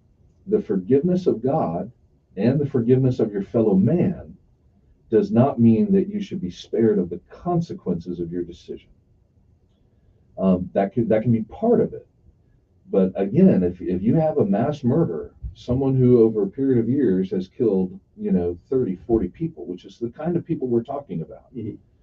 Or someone whose crimes have been so egregious, you can know God's forgiveness if you're truly trusting in Jesus Christ. That is the wonder of grace, that the most evil person can find and know forgiveness in Christ. But that doesn't mean you don't suffer the consequences of what you've done. But isn't saying the consequences, does that override the forgiveness? Well, no, not at all. Let's take a more mundane position. Okay. Let's say you have a young man who shoplifts, mm-hmm. right? He steals something from a store. His mom finds out, because this is what happened when I was young to a friend of mine. His mom found out he took something. His mom marched him right back into that store, right? And marched him in that store, made him give the item back to the store manager, mm-hmm. made him apologize to the store manager for stealing that item. And the store manager said, well, thank you. I'm glad your mother made you do the right thing. I appreciate you coming back in and apologizing. But the reality is, you wouldn't have come back in here if your mama didn't catch you. And so I'm grateful you returned this. I'm not going to call the police. I forgive you from that standpoint, but you're not allowed back in my store. There's a consequence. Mm-hmm, mm-hmm. There's a consequence. And that consequence of not being allowed back in the store he's forgiven, and there's a consequence. Mm-hmm. And so it's that's a reasonable, but that's a lesson right there that he's taught. He had to face his accused. He had to face up to his responsibility, and that's a good sentence. Something I would do. That's a. But on this whole death penalty thing, we seen it that, well, we can forgive something, but we can't forgive this. And what is blasphemy anyway? What does that mean? Blasphemy is to speak of or to portray God in a heinous way that is contrary to who he actually is. Give me an example. Saying that the very Son of God is standing in front of you and calling him a tool of Satan. That's an example of blasphemy. saying that God is a God who loves wickedness. That would be a blasphemous statement. An example of a blasphemous, just any way that states or portrays God as something entirely different to his actual nature and character is blasphemous. But again, going back to your point, there is spiritual forgiveness. You can even find a place where, and we've seen this. I mean, you can pull up courtroom videos of the victims of, parents of kids who have been murdered. When they get to speak at the trial of the person who committed the crime, you see some beautiful stories of forgiveness, but that doesn't mean the consequence of going to prison goes away. And again, there are some crimes that are so heinous that society and governments have an obligation to take extreme steps to protect people from those kind of things happening. And the death penalty is something that, again, takes away that ability for it to be repeated, and it also serves as a deterrent for others who are similarly inclined. But it does kind of cloud the forgiveness thing here, though. Well, we're gonna forgive you, but we still gonna kill you. Again, the government can't extend forgiveness. The courts can't extend forgiveness. Forgiveness comes from two places: from the Lord and from the people who the victims of the crime. All right, and so the courts are to be impartial in carrying out those sentences of justice that protect a true and just society, that protect the populace. And so you can have forgiveness from the Lord, and you can have forgiveness from your victims if they're so inclined to give it, but government's duty doesn't extend to the realm of forgiveness. Government's duty is to uphold the law. Good morning. Who's this? Good morning, sir.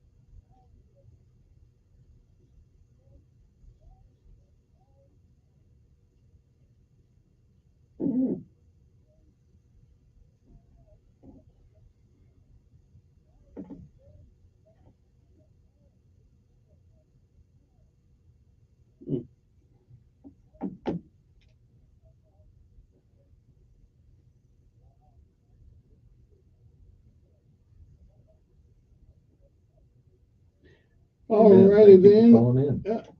Good morning, you're on air. Good morning, sir.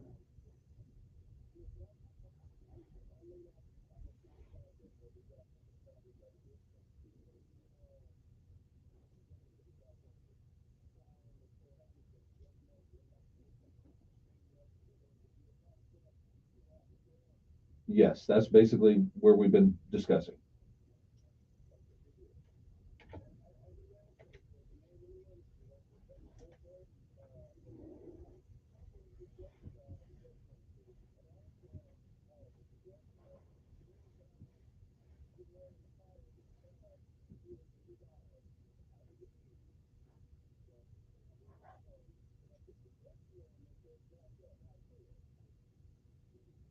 Yeah, that would be the fifth commandment. Yeah, right there, middle of the 10 Commandments says, "Do not kill." Yeah, right. And again, we understand killing means murdering, right? And it doesn't have to do with the just administration of a penalty. And to plan it scripturally, this was maybe the part that you missed. In Genesis chapter 9, as Noah establishes his covenant with Noah, after he flooded the earth, he's punished the whole earth. He tells Noah in Genesis chapter 9 that if a man sheds another's blood, because human beings are made in the image of God, and if a man sheds another man's blood, that means murders him, then his blood is to be shed, his life is to be taken from him. And so scripturally, we do have the principle, and then that is practiced, and it goes all the way forward into the New Testament, which lands in Romans chapter 13, which gives government the power, or the authority rather, gives government the authority and the responsibility to enact just laws that protect people from crime, and that answers evil in the world to keep order.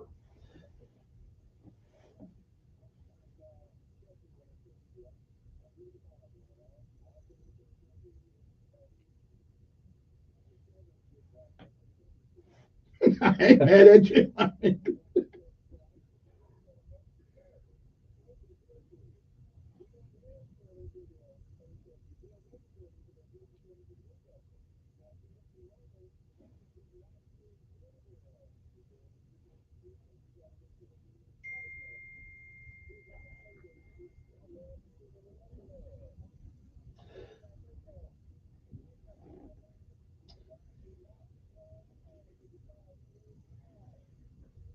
Well, and I understand your point of view. I would respectfully disagree, because through the Bible we have the moral law, and the moral law is constant between the Old Testament and the New Testament.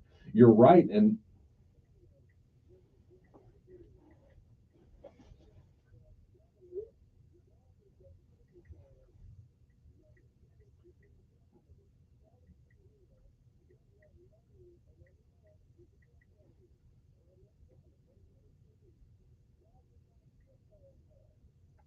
God did give man that in Genesis 9.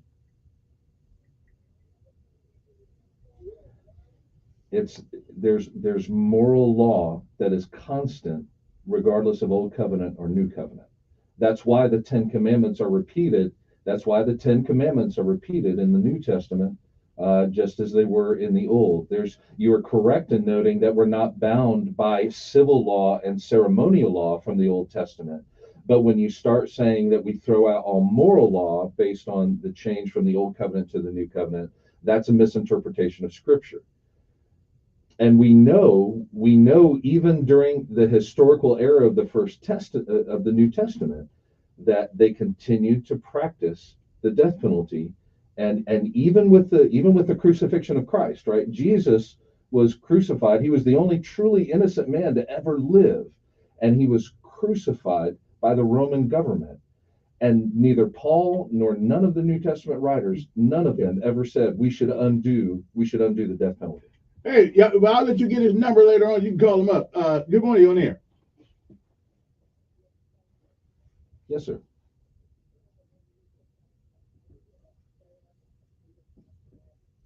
Absolutely.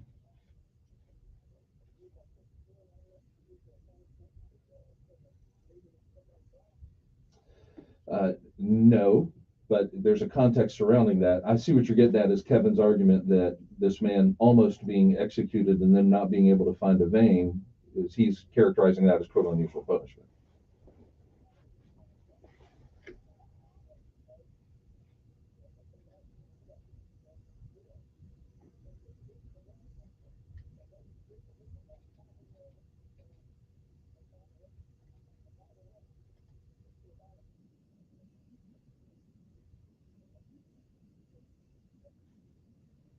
No, not me, bro. I didn't vote for it. Somebody voted for it.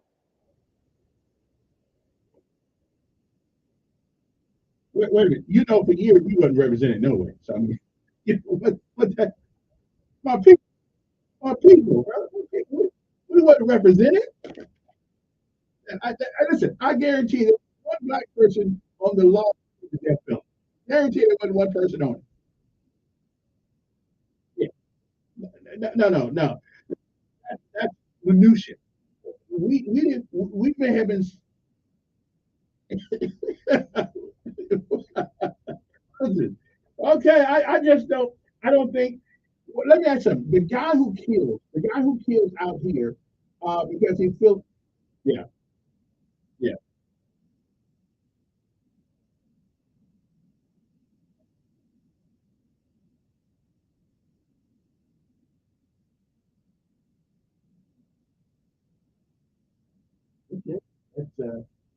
not barbaric, but okay. All right. Okay. Good. Good. Appreciate it. Something else to you, Adam, and not Adam, and brother Genesis. I'm going to figure out that Noah and his kids there's some incestuous relationship going on here. Well, actually, I remember people going back to the club had incredibly long lives. We had people living hundreds of years, 700, 800, 900 years. Okay. And remember when Noah and his family landed, Noah landed on the ark, and then he had 3 sons, and they each had their own lives. Now, so my response to you is yes, you had cousins that had to intermarry fathers. There's no question of that, but not direct like child. Yeah, that's another whole biblical topic because when we do go back to Adam and Eve, we do run into that issue of brothers and that question of incest, which God did not outlaw at the time, but later outlawed. If we go back, our guest is from Pastor Sean. Pastor Sean. Okay, and forgiveness. Forgiveness seems to come with conditions, though, in America today. We don't really want to forgive you totally. We like to say it. But again, yeah, it's not a good job to forgiveness.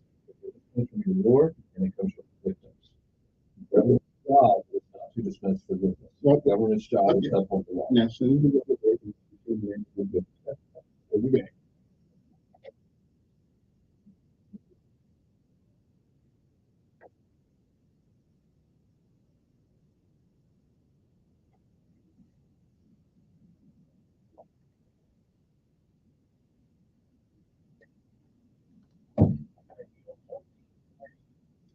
yes, it comes with condition. You forgive people or you don't. I mean, if you forgive them, I'm saying the consequences of your actions. I certainly understand that. I mean, I can say, "Oops, so you agree with the premise. What you're really saying is you think the consequence is too great. Right. Because when you treat life, and there have been many cases where people have been on that deathbed for 30 years, and all of a sudden, the last minute, they found out they didn't do it. But in this case, I mean, evidently this guy is guilty of what he did. Going back to what I said earlier, I would agree with that. That's those who want to make an argument that we should pause using the death penalty because there are deep insufficiencies in our legal system, I could hear that argument. And I could understand. If we're not administering justice rightly, if we're not doing everything we can to make sure the person has done what we've convicted them of, then we should not be taking people's lives. The idea that there was even one innocent man who was put to death is a crime, right? And that's even that would be the Christian faith, right? The crucifixion of Jesus was the worst crime in the history of humanity. Because you have the only true innocent man who ever lived crucified on the street, right? And so I would agree that if our legal system has these kind of problems, we come in and you didn't do the crime, we shouldn't be doing the death penalty. But as a principle, if the legal system is functioning right, then the death penalty should be right. And I know that's where you disagree. You think right is objective. Subjective. It's who's the black man that got killed down here? 22-year-old man who got killed because they said to look at a white woman. Well, then they tried him, and one kid was so young that he was 15 years old, they put books underneath him so he could get executed. But that was a system where the legal system didn't take him into his life. White racists took his life, and then the legal system exonerated the killer. That's a problem. That was kind of a recent movie. Did you get to see it? I don't know if I heard about the movie. It was incredibly well done. Yeah, I mean, it was incredibly well done. I was angry. I don't understand how people do those things. Yeah, I guess there's so much I'm trying to be more cognizant. And I'm trying myself as a, how do I raise my black children to understand this and to do it right? And to not see themselves not because they're a victimhood. I think we should do that today, though. I think from this point in history, I think it's a lot easier to do if you want to than it was 30 years ago. But anyway, and sometimes black folks, we sometimes we use the history as a convenience to things do. And I'm just not like that. Because, it's kind of like the dog. I tell you about my dog thing. You come in my house, my dog bites you. I whip the snot out of the dog, and we all celebrate and the dog get beat. But you come back 2 years from now, and every Friday I'm whipping the snot out of the dog and hit you. Sooner or later, I'm going to be in a dog sack. I'm going to hit you for him. Right? I'm hitting the dog. How does you But what if the dog kills your child? What's happening to the dog? Again, he's a dog. And he doesn't know. I don't know. It's a tough one. That's why people who involve personally should not be involved in the process of punishment.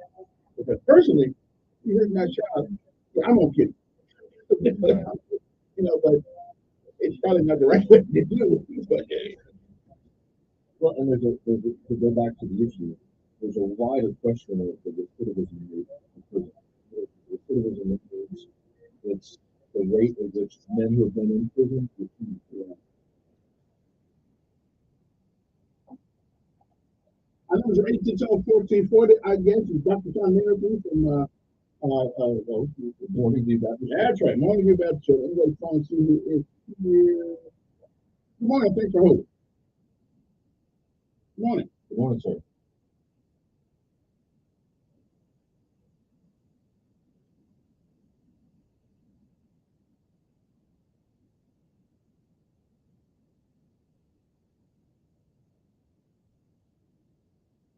Yes, sir.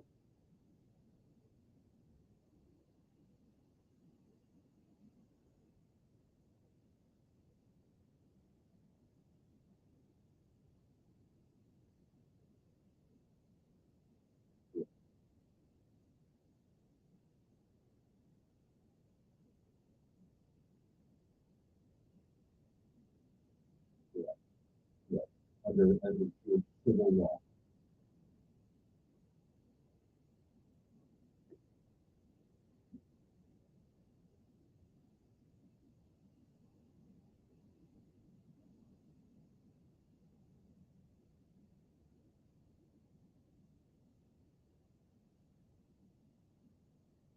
Correct.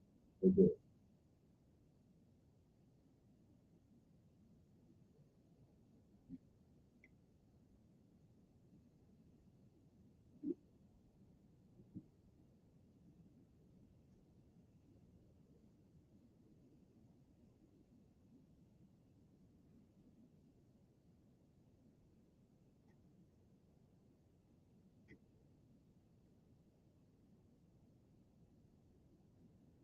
And I agree with you that it should. The question is, would it in our current context?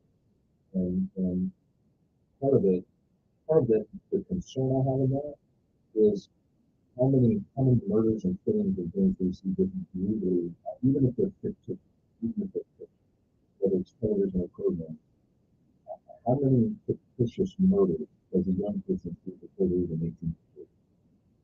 And this gets to the wider question of how we have minimized death. So I agree with you from the standpoint of it is to be a deterrent, and the reason that people publicly address executions that would be done publicly was exactly for one of those reasons, so that people would understand this is such a serious crime. If you're even thinking of something like this, you need to reconsider. You need to repent. But in our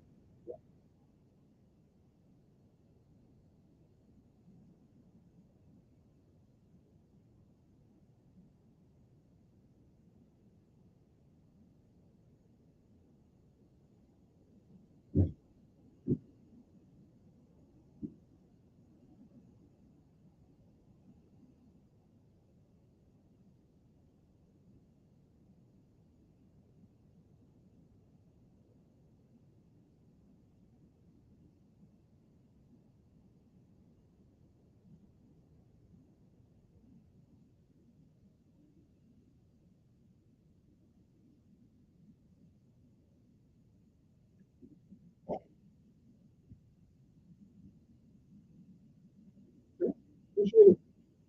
Good morning. Who's this? All right. Good morning, sir. I'm good. How are you, sir?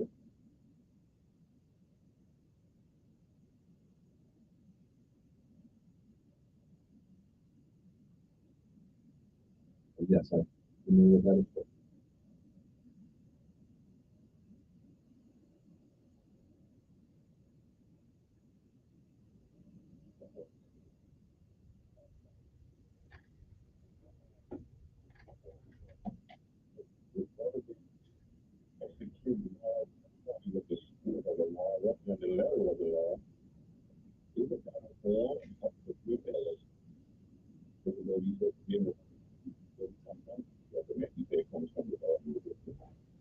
Right. And yeah, my point was, yeah, that it's persons who extend forgiveness, not institutions or entities. But I see where you're going, and yes, and that is the task that's been entrusted to judges, right? So, for example, the letter of the law may say for this crime, this person must serve, as a convicted of this crime, this person must serve 6 years. But a judge may choose to look at the circumstances and say, well, you know what, this person who committed, let's say it was robbery. Their family was starving. They acted rashly and impulsively. There wasn't premeditated.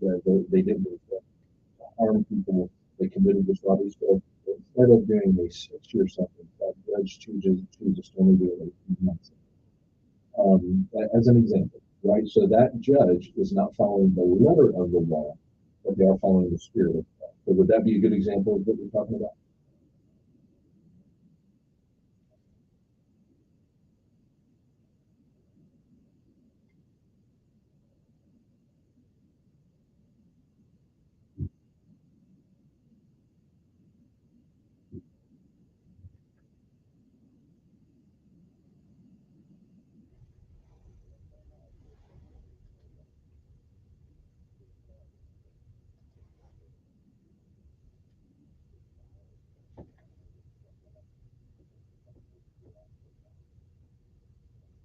Right. Right.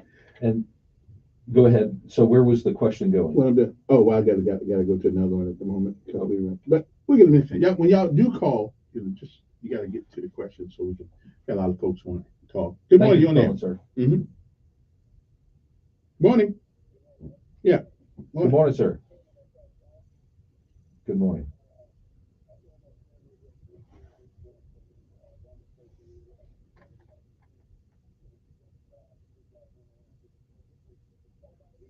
Mm-hmm.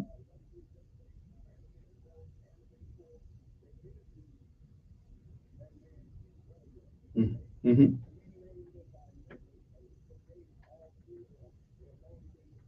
Mm-hmm.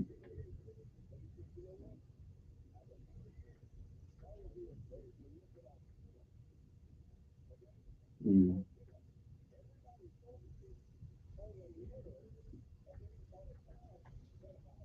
Mm-hmm.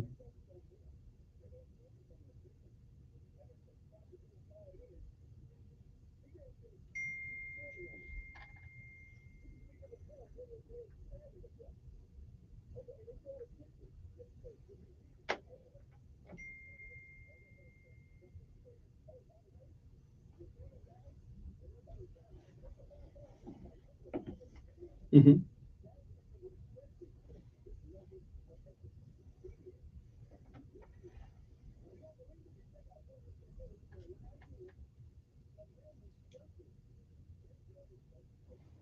Mm-hmm.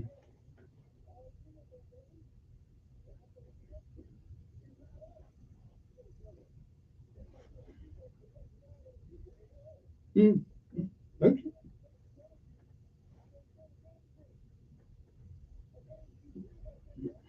Mm-hmm. Mm-hmm.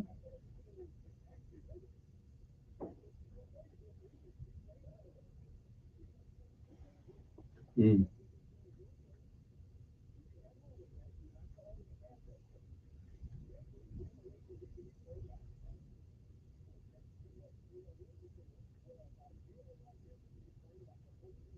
Mm.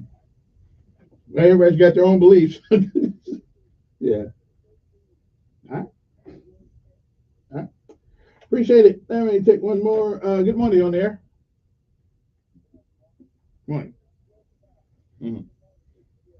Good morning, sir.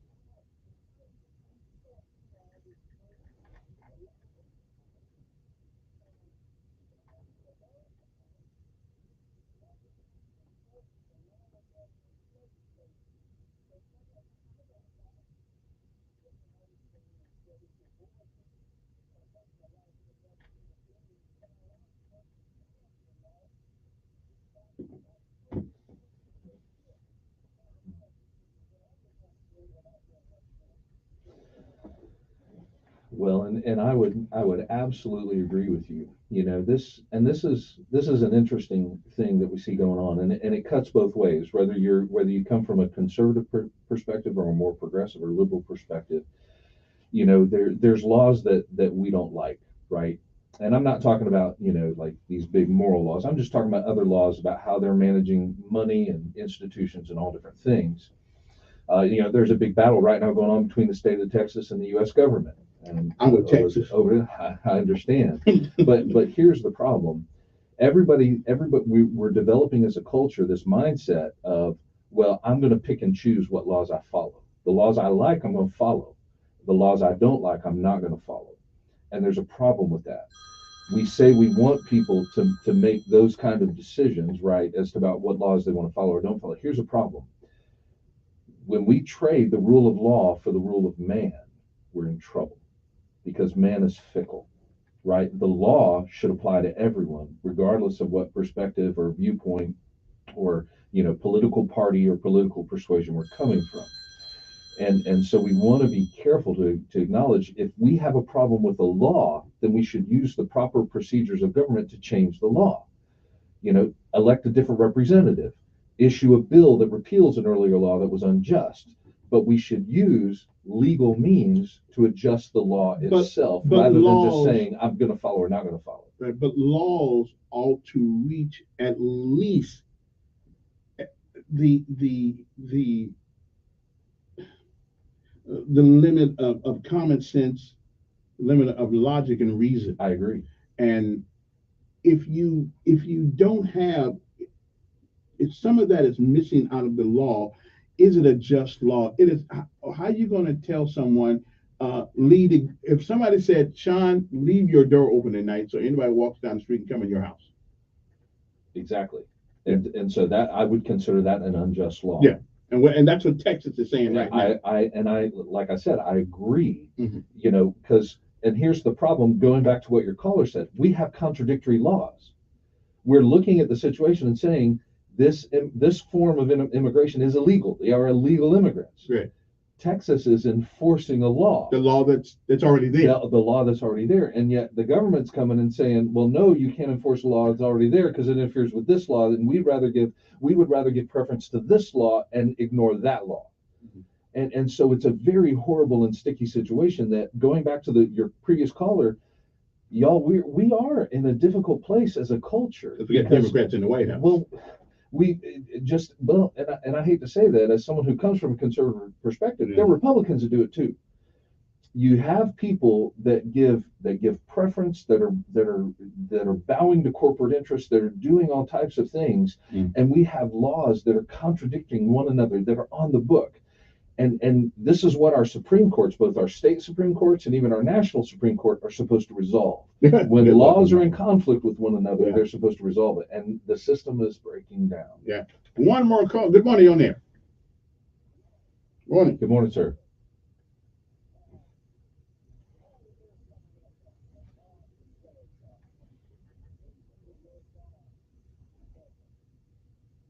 Yes, sir.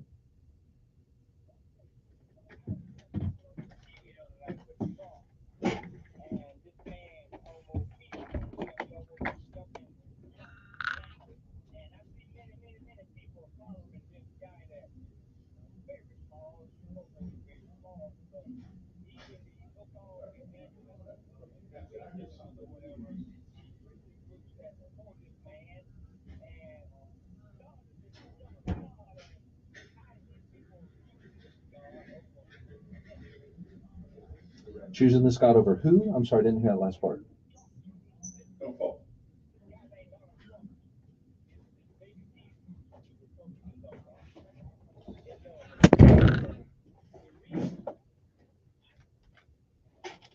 Okay, I've got to go because our time is just about up. But all right, then I don't know if he can tell you that one, but Well, that's a long political discussion. Yeah. Kevin's got to end the show. I'm sorry, I don't have time to answer your question, sir. let me take one more. Good morning on there. You got about a minute.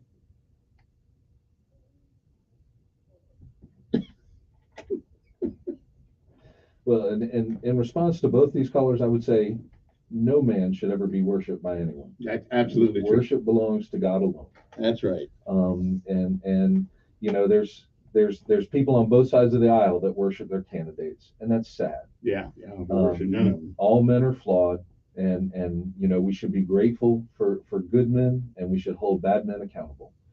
And we're in a tough political position. You know, we really are in a sad place when all of us can look at our candidates, both sides, and see flaws and ways we wish these men would be different. But then again, we can look in the mirror and see some of the same. That's exactly right. And it's a hard place to be when we always have to choose between the lesser of two evils from whatever perspective we're. Well, the prayer, Sean, and if you want to reach Sean, he's at the Morningview Baptist Church, which is on Calhoun Road. Okay. Right across from Morningview Elementary School. That was close. Okay. I know my way over there. So. Let me pray. God, you are good to us. And again, we thank you that we live in a nation where we have the freedom to get on the airwaves and have discussions like this. And Lord, we pray that all of us together would be seeking the truth, Father God, that we would take these freedoms that we have and use them to seek truth, righteousness, to treat one another well, to honor one another as fellow human beings. We all have different opinions and backgrounds and ideas about how things should be, but at the end of the day, respect and care for one another and have compassion characterize our distance. We know we can do that, Lord, because of Jesus Christ. He is our ultimate example of compassion for how he died on the cross for our sins and rose from the dead. May we walk by faith in him.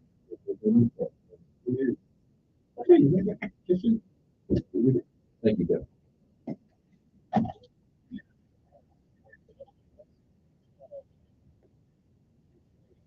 You did good. Always fun. Your preacher thing kicked in there right at the right time. What is the right moment? Ain't you going on another trip someplace? Well, I mean, I've got a few things I've got to do in February, but nothing that should affect my Thursday. Well, no, I'm thinking about that.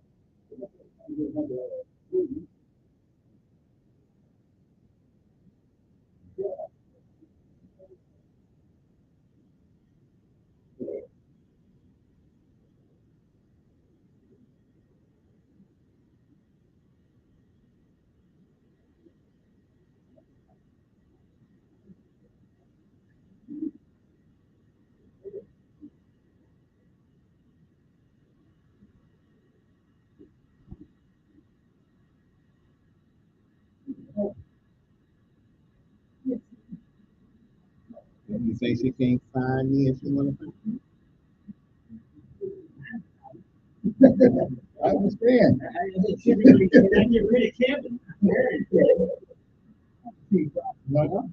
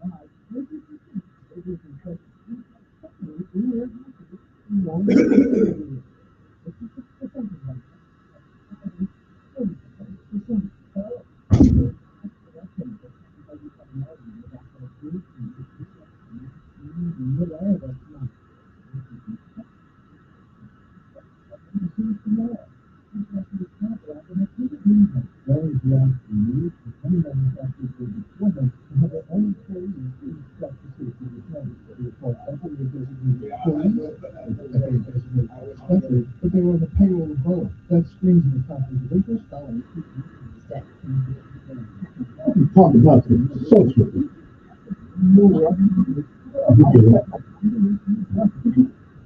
Now, we can imagine that.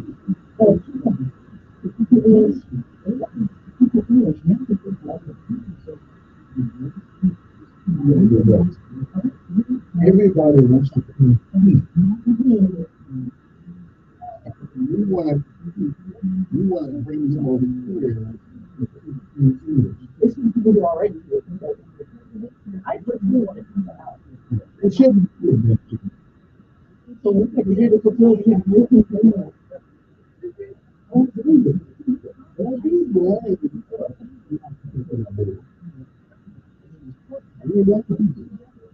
Because, you know, if you go to Mexico, and you get to call me a land that they get to, it is there for years. He's out, right? Yes.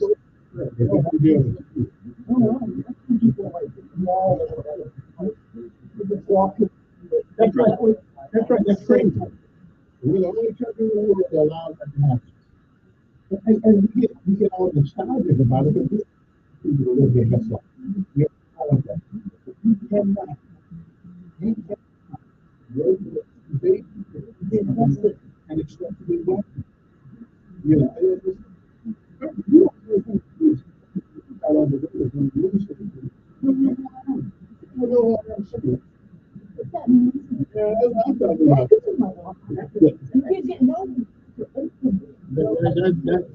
that's how it's good.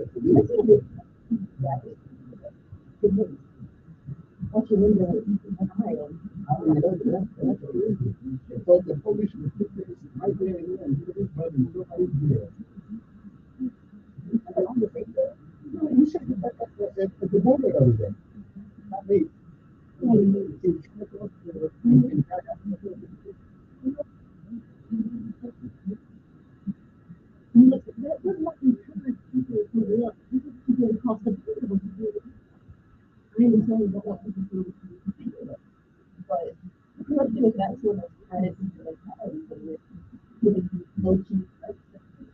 that's not what if you're one that's happy for. We just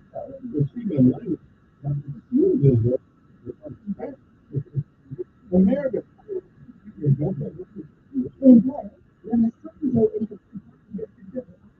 and let us go correctly with a young Japanese one our country. You're not going to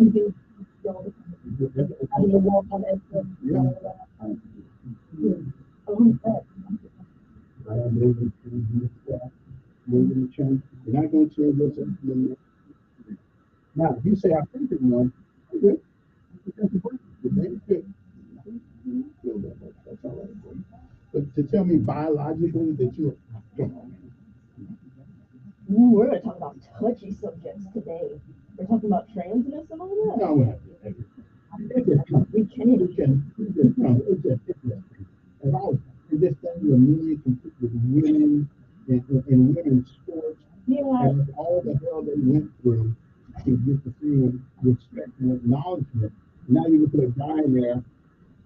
It just something's wrong with it. Like, don't get me wrong. If somebody wants to come by here or something else, they're not hurting anybody, whatever. But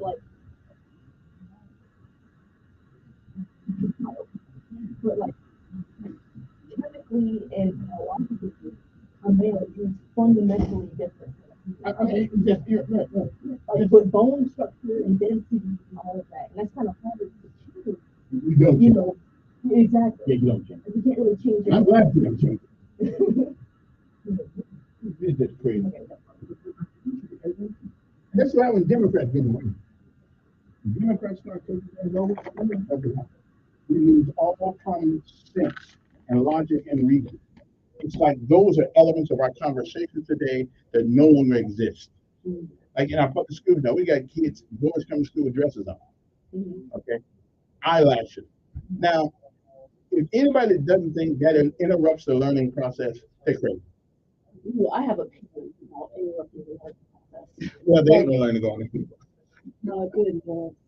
Because, like, while I do understand that can be distracting, I feel like when people are like, hey, cover up your shoulders, it's distracting to the class. It's like, what do you mean? Can you not control your impulses enough to not be distracted by my like I have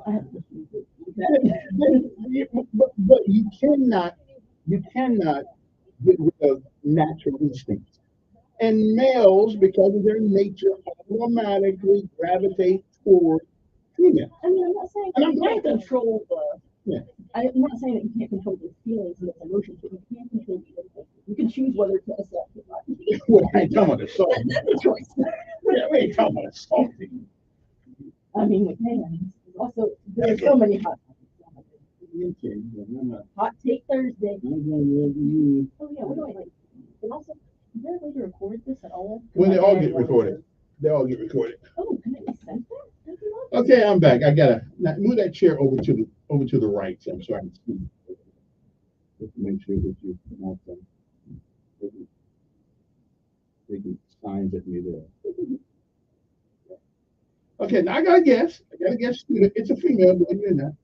Oh yeah, put those headphones on. I decided that, you know what, I'm gonna let people come up here and run their own talk show. See if they have what it takes. Now, tell the folks who you are. Hello, my name is Kira. People call me Ash or Kira. I respond to either name. Okay. Responding is good. And you are from here? Yes, sir. The whole lot. Never lived any place else. I traveled only briefly to other places, but never lived anywhere. So, how old are you? I'm 24. Okay. That gives me now I know what your perspective is. You're the millennial. Is that millennial or is that like you're younger? So like I'm 97, so I'm right between the millennial and whatever the I hope not. Yeah. And you have been to school. Where'd you go to? For what? For high school and and then for a university, other university. In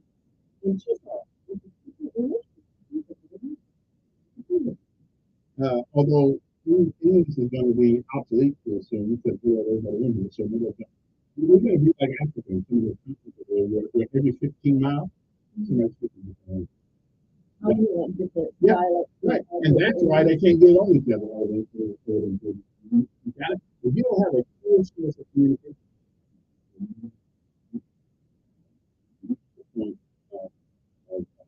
cooperation, and collaboration, because you don't and what you say on this side of the bridge means one thing, on the other side of the bridge, it means something else.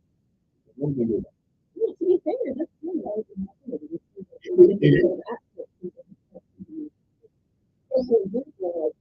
I personally, even though I'm so much on it,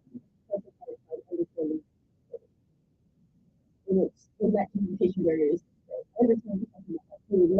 Right. I understand the dialectical differences between people. Like down here, rather than say you all, we say yo. So listeners to go along with depending on what they're doing, what they're doing. I don't have a problem with that. I think they have to. Because when you go up north, we know exactly where you're from. And we know how to treat you. You know. Where y'all going? We know. Our mom and them. You know, that's not that right. That mom and them thing counts. That counts. Mama and them? No, mom and them. Who is a mom and them? Mama and them. Sounds like a demonic. What do you mean? Like, see, this is what I'm talking about. See, that's what I'm saying. But you can become multilingualistic in your own country now because of the different colloquials and the different dialectical differences that we have. Like, I can tell somebody from New York, and I can tell somebody that's from Massachusetts because they just have a different. But anyway, give me your perspective on where your generation is going, and are they the same generation? Is there any hope for you? That is such a good question. I am personally not the right person to ask because I don't really resonate much with a lot of things my generation does. Like, for example, I know TikTok is super popular. I don't even know how it is. Like social media, super popular. I don't really use social media. I don't know how to. And how I'm not saying I resonate more with older generations because, you know, they don't think those make me very well. I do also wonder that. But I can't answer at the very least to society as a whole if I may do that. So I believe that when I answer this question, I feel like society is both regressing and also progressing. Like as we regress, we also progress in different areas. So depending on what the topic is, depends on whether we're horribly regressing or if we're actually making advancements towards. What is your political history? That's also an interesting question. I don't really follow politics very much. I really. But they follow you. Yes, truly. I usually just know about the very popularized hot topics like Trump, TM, you know, because that's everywhere. So I know a lot about that. Or like border control, or like Republican versus Democrat, because apparently it has to be a versus and. So those are the sorts of the typical affiliations. Well, having lived in Montgomery your whole life, what grade us from 1 to 10, 1 being the worst you can be, 10 being the best you can be. In your mind, where do we sit as compared to other places you've been and seen, and the few places you've been and seen? What do you think is good about Montgomery, and what do you think needs to change? So I love how you're asking me all the questions that I find very difficult to answer because when I was a kid, I grew up with. I'm an adult kid though. Okay. But when I was a kid, I didn't really explore much. I was more of the book smart instead of street smart kid growing up, and so I don't really know what Montgomery has to offer per se. Like I said, I go to university at Auburn, and I know the Auburn area better than I know the Montgomery area, even though I lived in Montgomery the first 18 years of my life. Okay. How do you? Here's some goals that you have set for yourself, and how do you distinguish a goal that's viable and that isn't? Okay. Yes. Another question. So I guess my main goal is to. I'm a people pleaser, and I don't like that I'm a people pleaser. So I do something I want to work on is working on my question, and that's probably the most viable goal that I have because I'm always with myself. Let's hope so. Usually I'm always with myself, but. So I have, plenty of time to work on myself and see things that I want to improve and things that I want to improve. And so, like for example, I grew up in the church. So I do. We don't believe there's a piano. You should have a piano in the church.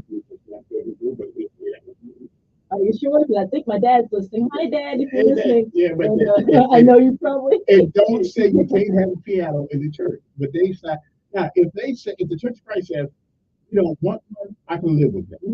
But to somehow attach that to some sort of biblical doctrine, I don't see that. So that's the only problem. Because some of the folks can't sing. Okay, and it sounds bad, but I like that little music underneath it. Sometimes that sways me. But Dad, you can call anything you want. Oh, Dad, you should call in. Yeah, you know more about I do, more than I do. Yeah, but tell me where it says you can't have music in the sanctuary in the Bible. I could probably find the verse that is talking about it adjacently, but it says something like use your voices to sing. Or Okay, like and if you can't something like sing, that. God gave us all talent. And believe me, I've been enough for the Christ to know that all of them ain't singing. Yeah, but you're not supposed to be singing to sound good to other people. It only matters to other people, right? Wait a minute. You have to- it's yours for me. Yeah. Okay, some of that stuff ain't yours. Yeah, maybe not. No, I understand. There are some people that definitely sound like teaching cats, but but I feel like the purpose is to what's that word? Is to Bring honor to God and rejoice. And again, rejoice. That's the listen, word. I don't have a problem with people saying we don't want one. But when saying you can, But when you say you can, and when you attach it to some biblical doctrine, then that's when my problem comes. But it's not in there. Okay, it's just not. And I tell you one, I've changed my mind on. For years and years and years, I agree with you. A woman shouldn't preach in church. I agree with that. But then I got to looking at it, reading it. I wouldn't say that. In Timothy, it said something about women should sit down and be quiet, but I think definitely it has to be given the right context in which it was said. There are a lot of things that were cultural back in those days that are not, we don't live in that culture anymore. A lot of things, and Corinthians and all these things, well, that was then. It's like music getting out to someone bring my Cadillac. You see everybody go, Cadillac. So are you saying that the Bible, biblical doctrine is to be specific fit the No, I think that we have cars now. Nobody's riding on the donkey. No, you don't. We're not riding on the donkey. Women preaching in the church. When you don't have enough men who want to do it, do we just not do it? Or do we let the woman do it? If we let the woman do it, that's better than nobody doing it. I think we don't change. Anyway, I don't see any place in the Bible where it says women can't be pastors. And for years I believed that. And I still don't think I would be under a woman too in church. But if she's smart, if she knows what she's talking about, she can prove to me in the book where it says things, then I'm on her side. But I just we have taken verses out of the Bible and made doctrine of it. Okay, like that. And one verse, women should be quiet. Well, that's for husbands, but it doesn't say that doesn't mean that you cannot be a pastor or a preacher or a minister or whatever it may be. Especially if you do it. I know some women that couldn't. So I cannot quote the Bible. I'm terrible at knowing what specifically verbatim the Bible says. But I'm pretty sure, somewhere it says like it more or less outlines the responsibilities of a woman in the church. I don't know if that's all the New Testament, but I do have women. And I don't want to be the office of such a bishop, bishop and again, I'm not a scholar of the Bible either, but I understand the lessons of it. I understand the lessons of the Bible. I don't really care about learning. We got a bunch of hellions out here that can give you a verse and book of a particular quote, but do they understand the lessons of it? Because I understand the lessons of the Bible. Matter of fact, I forgot to ask them. The question I was going to ask. So you want to teach other people?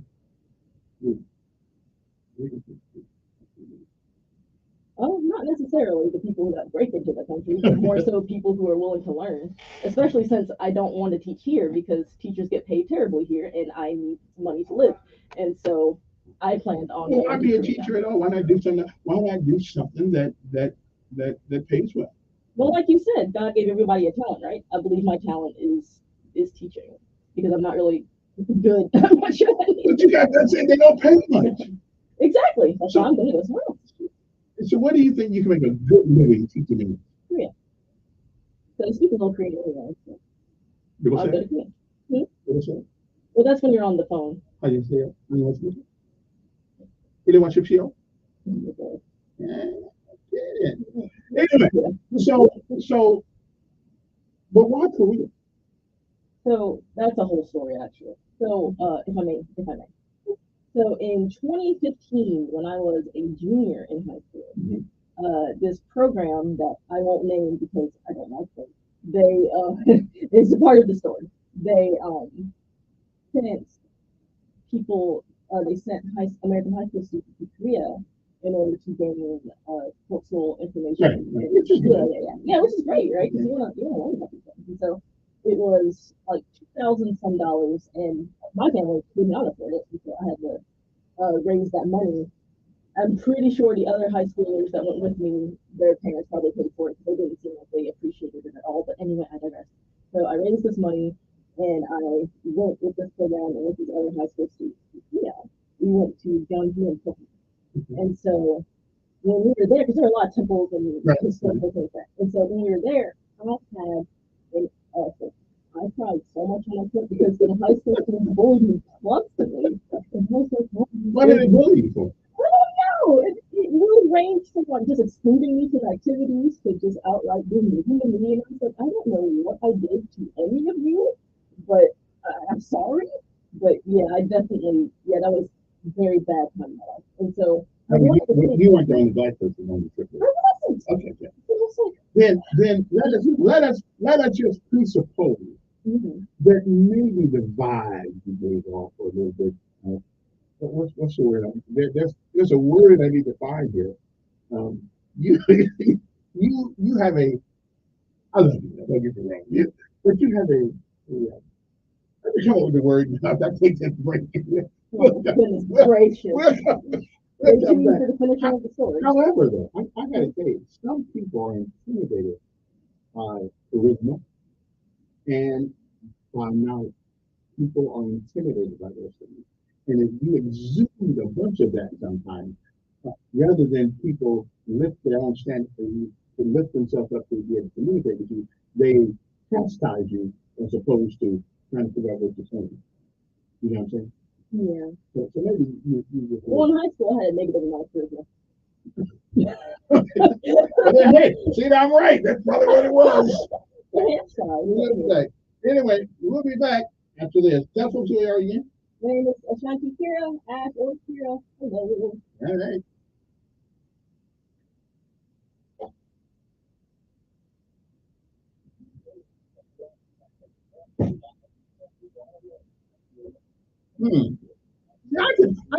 I can see you sort of coming off as little weird. No, pretty weird. A little. Sorry. Excuse me. We need to Johnson to we started. So whenever you go back into your next Right. right. Okay. You want me to restart it? No. Okay. You just go into your break. Okay. And then it's only going to take them like 30 seconds. Yeah. I'm just doing it now. I'm on the break now, so we can do it. Well, when you go back on air. Right. So he's going to reboot it. So it's going to look a little funny, but just know you got to catch back up. Just catch back up where you are. I can come back into your notes. You got it. Well, not maybe. I'll see. You got it. But just know when's it going to be. All right, I'm telling that to the. Yeah. You look like a retired action double, and that's really cool. You are not the first person to tell me That's that. so funny. It's the beard. In the last couple of weeks. It's the beard. It's the beard thing. That's what it is. I think it's the beard and the swoops in the hair. Yeah. I think Yeah, no, that's you know. I think it's it is a compliment. Yeah. My name is Ash Kira. You got here. That's No, I understand. That's funny though. All right, so 3 minutes, 18 minutes. Thank you.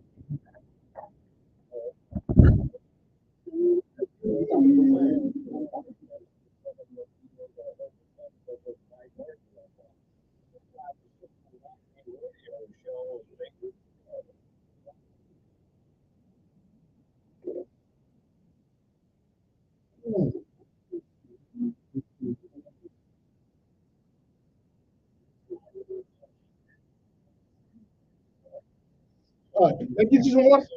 Okay. Okay.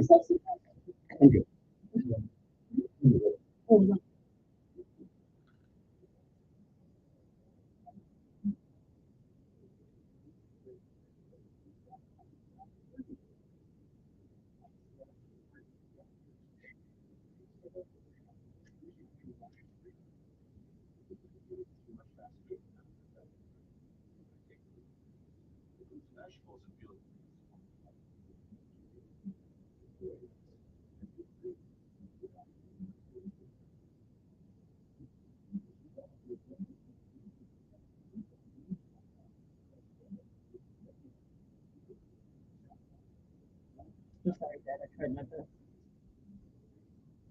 I did my best. I don't know where it is.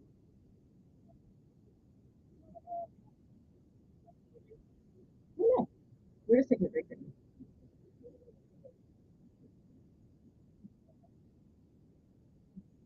Yeah. I just could not. Couldn't even put it.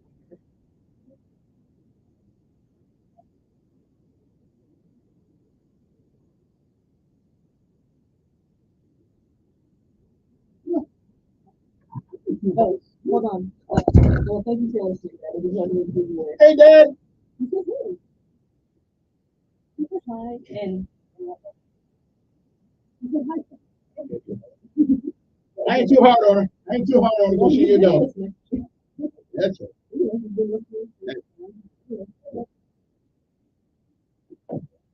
Although I think you'll get this move for like some of them. I do want to start a podcast with two of my friends, two of my best friends. I don't like podcasts. Podcast Oh, has what's no, the difference? they have no interaction. You sit there too about talking on the phone. I mean, okay, if I want to do that, I'll just call somebody on the phone. See, what, I want to do something like this. exactly. I do. I think my show is the one that I'm going to put it on the podcast so people can listen to it later on. I really want to sit and really talk to three people. Yeah, okay. This is what I would do.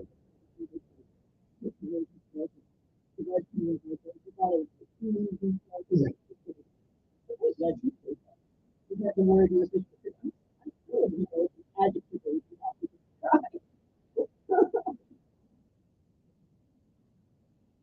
Well, here's the problem with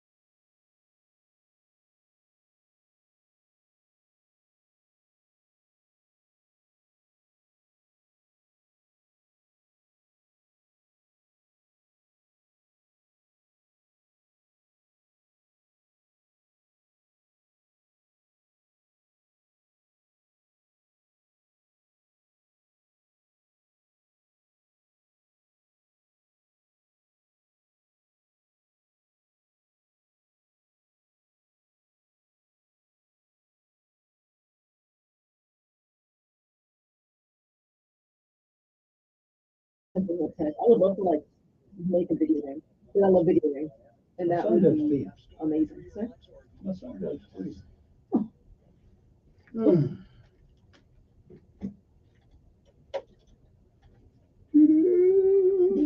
Okay, we are back. Good morning, everybody. Our guest is Kira.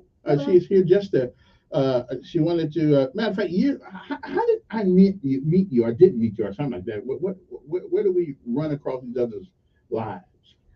Well, one day, whatever week it was, a few weeks ago, I had overheard my dad listening to your radio show, and I just remembered usually hearing your radio show when I was growing up with my dad, and then I was like, how long has my dad been listening to this radio show? And I thought about it, and I was like, oh my goodness, I think he's been listening to it since I was in middle school. I think, because I don't know how long he's been on air, but it has to have been. It's been a minute. It's been quite a few. And so I was like, I wonder. I would love to be able to thank him because he does. We do talk about the show sometimes, and my dad listens to it every day or every time you're on. Mhm. I don't really know because I don't listen to radio too much. But when I heard someone call in, I was like, I don't know if I would call in, but I'll just send a text thanking him for what he does and how much entertainment he's brought my dad. And so I sent you a text because I found your number on. Well, at least I'm worthy of something. But I'm always pleased when young folks your age listen to talk radio, because we spend so much time being entertained that our minds are going to mush. now. Okay, and we don't. Logic and reason is something that young folks today do not use very much of. No, that's so true. I don't even think they teach it in school anymore, except for the private schools. But so your goal from this point on is to go to some foreign country, and then you'll have to send the special forces over to get you after they've taken over by another government. But that's okay. We'll work that out then. But you want to go teach other people English. Oh yeah, that's right. May I continue the story of why? Yeah. Okay, so cried a lot, terrible time, and so I wanted to take because it was a 2-week trip in the summer, and so I was like, I wasted 2 of my weeks of my life in the summer that I could have been doing literally anything else and not have a terrible time doing it. $2,000 that I had built just gone to waste, and I didn't want to think that. And so exactly, I wanted to take something from the trip that I enjoyed, and I just really enjoyed hearing the people speak and trying to converse with what very limited Korean I knew at the time, or them trying to converse with me in English, or just us doing hand symbols, if I tried to buy something, we're have to make change with our hands. And so that was something that I really enjoyed when I was there. And that encouraged me to start learning Korean more.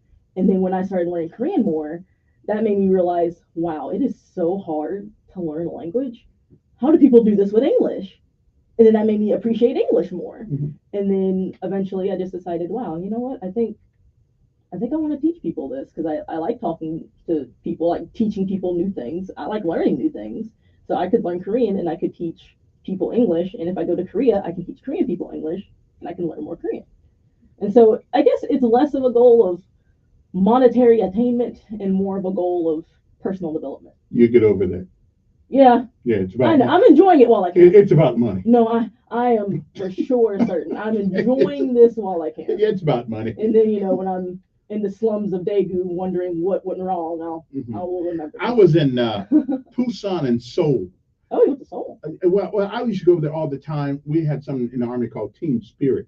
and once a year we'd go to Korea and hang out with the Katusas and the soldiers and stuff like that. So it was it was a good day. That's a long flight.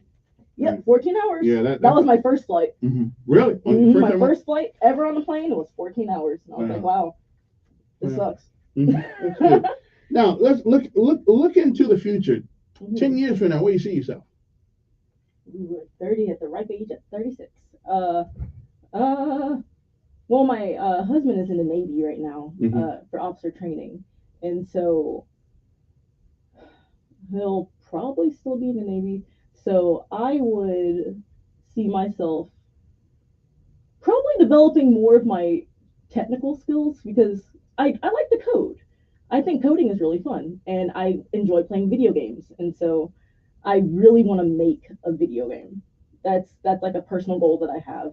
Write it because my undergrad was in creative writing with a minor in technical and professional writing.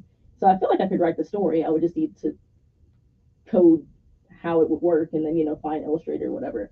But that's something I think I would see myself doing.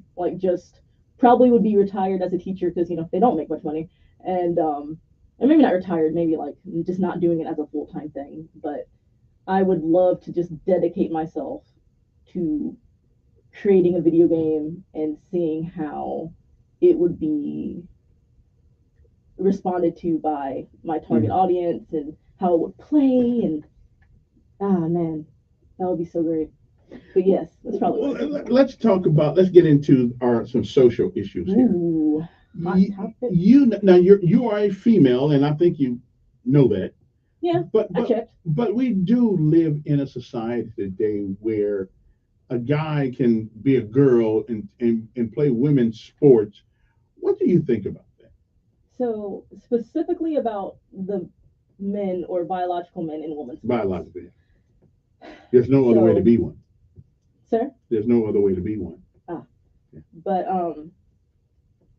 so while I will respect anyone who wants to not be their biological sex, like as long as you're not hurting anybody, then you do you. Like it's fine. Just because someone doesn't agree with something doesn't mean they have to hate you for it. As long as you're not hurting anybody. But when we reach the realm of biologically men participating in biologically women's sports, there are very important differences biologically that we cannot ignore.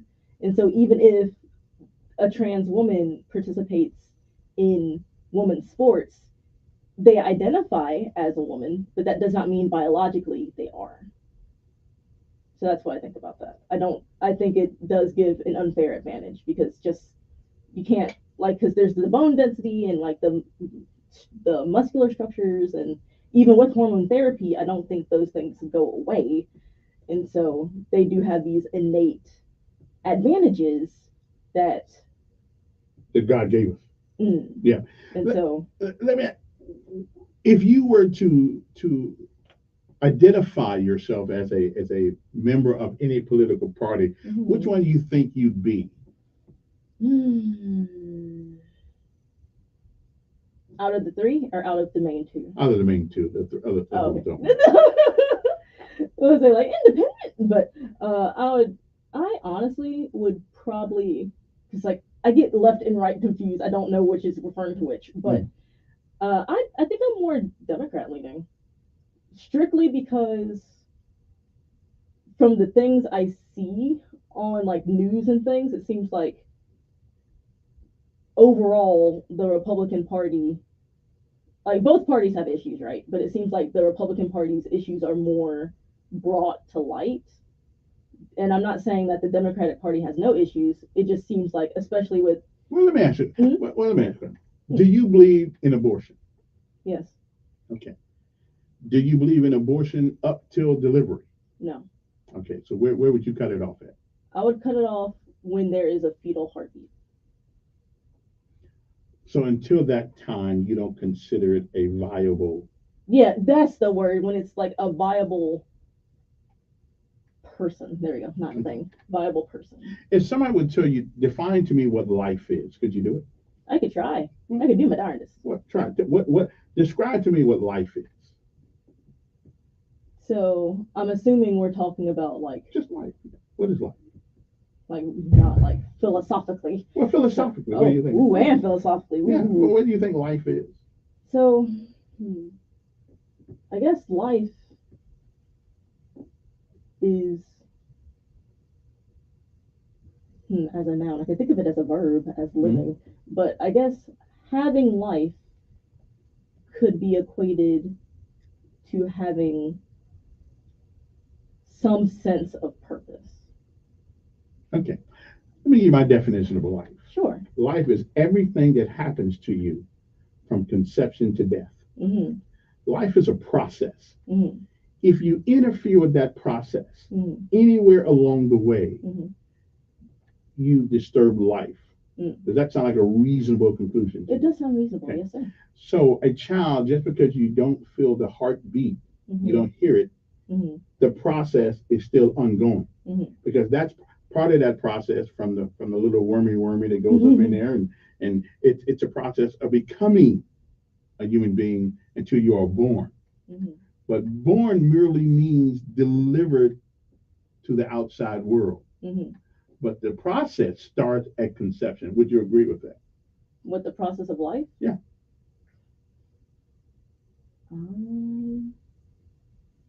I know it don't fit that narrative, but if the process ends in death, it has to start someplace. Yeah. And that place would be conception. I see your point. Yeah, But good that's why I point. had mentioned the heartbeat Right. as But- far as like bodily what life would be as far as this process. If we're talking about in reference to the process that you But it's mentioned, but the whole process begins at conception. if we're talking about the process, personally, I would feel like the process begins at like brain waves and heartbeat. I'm probably thinking But about the it way brain waves too. but the brain waves and heartbeat are part of the process of being born, which begins at conception. Without conception, you would agree there's no life. Oh yeah, for sure. So if life ends, then it evidently must begin someplace.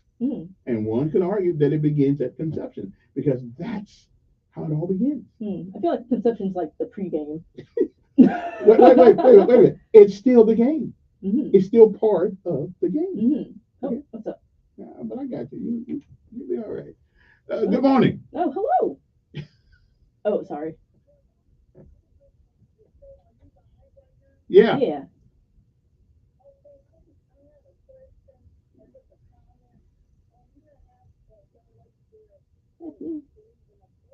Mm-hmm.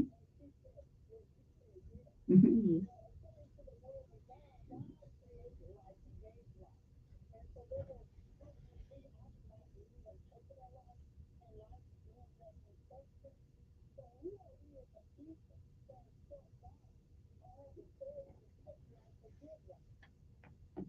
Ooh, can I answer that?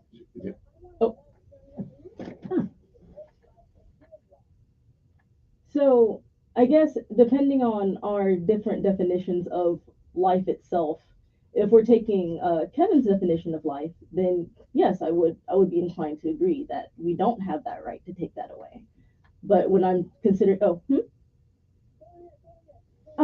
but when I'm considering like my personal definition of life, I feel like depending on the stage at which an abortion would occur, and especially for the reasons, then we're not necessarily playing God because there is no life that we're playing God with. But that is my take on it, and I do respect that you say that it begins at conception, like Kevin does. I do definitely respect that, and I can wholeheartedly see it.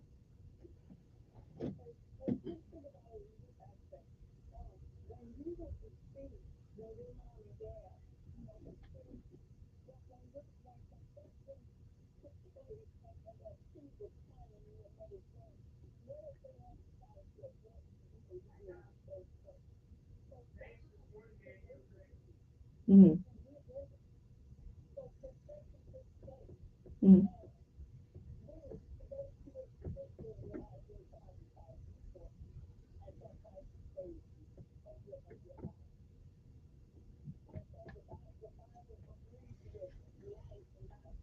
Mm-hmm. Mm.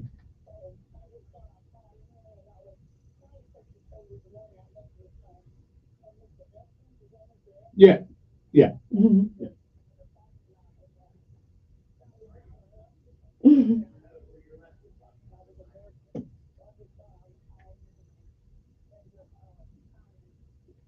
Okay. Thank you. Appreciate it. Let me take one more call, then I'll take my last break here. Good morning. Who's this? Hello. Hello. Yes, that's you. Mm-hmm.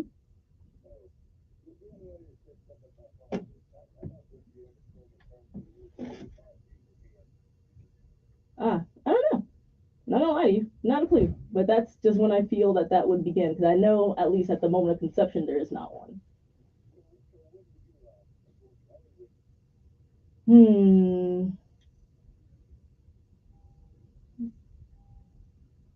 Like I said, don't want to lie to you.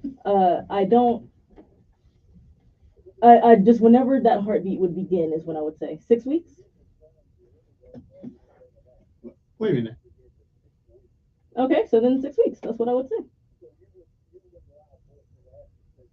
After. Wait, what? Wait. He was wondering when. Yes. Yes. Is that so then? Yeah. So then before 6 weeks, I would say it's fine. Personally. especially if it's like in the case of. That's what I would say.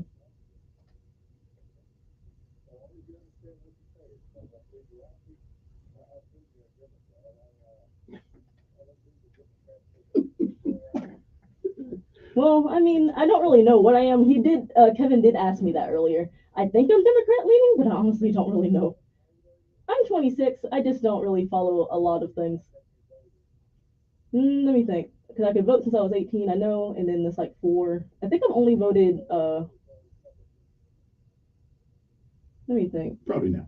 Probably not. Yeah. So you're Democrat. Because I know the last poll I voted in was the 2021. I think that was the first one I could participate in. So I voted Democrat for that one. I know.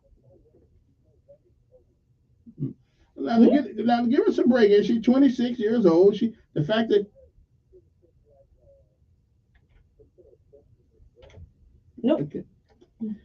All right then. Hey, appreciate it. Okay, we don't dog her now. This is on her first time now. Let the woman give the woman some break here now. I have naivety. Yeah, she showed up, so that's a good thing. Let's take a last break now. We'll come back. Tell folks who you are again. I am Ashanti Kira, Asher Kira. So you don't have a Facebook page? I mean, I do. I just don't really. I only post like once a year. Like I don't really use it very much. Is my thing not going on? Let's see. Oh, there we go. I remember I had to reboot or whatever. Yeah. Well, that's cool. Now, in this job, you have to be able to. You get slapped around all the time, one side or the other, one side or the other. I'm sorry. Things on the side of my mouth. But yeah, I'm just. This is great practice since this is something that I want to do. I'm just not. That's okay. Very assertive. Yeah, so like I don't want to. But you got to be. I know. You got to be assertive and like, aggressive. I don't want to talk over people, but it's like, please. I know what I said. I don't know everything. Okay. Well, he don't like nobody. Oh, he calls off. Yeah, he don't like me either. So we good. That is so funny. Is that why you just cut him off? Yeah, well, you're only 26. You still know more than some people 56. Right. Thank you. So yeah.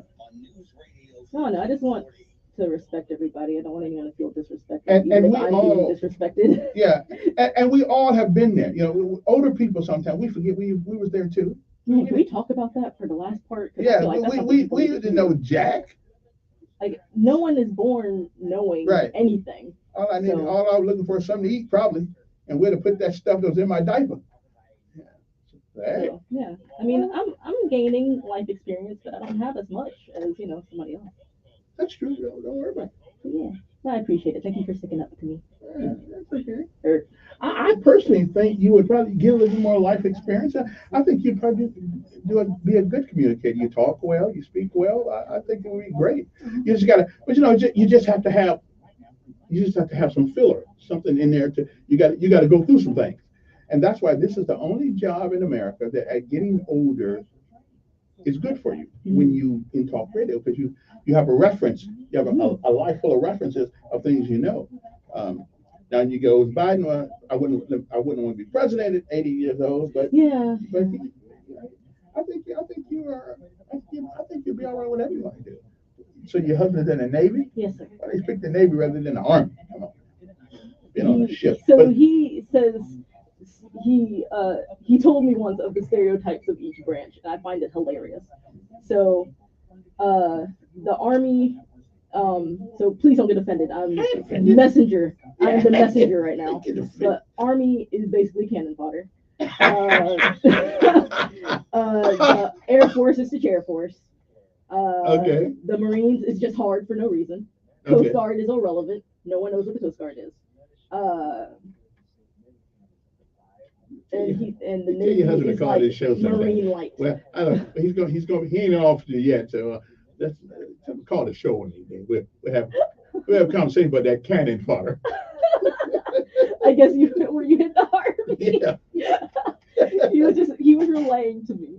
I don't know if those are his beliefs, but that's what he told me. That's cool. I was like, that's so funny. So he was like, I don't necessarily want to be in the Air Force, even though it'd be really easy. And so I'll just go for the Navy. And I was like, okay, you do you.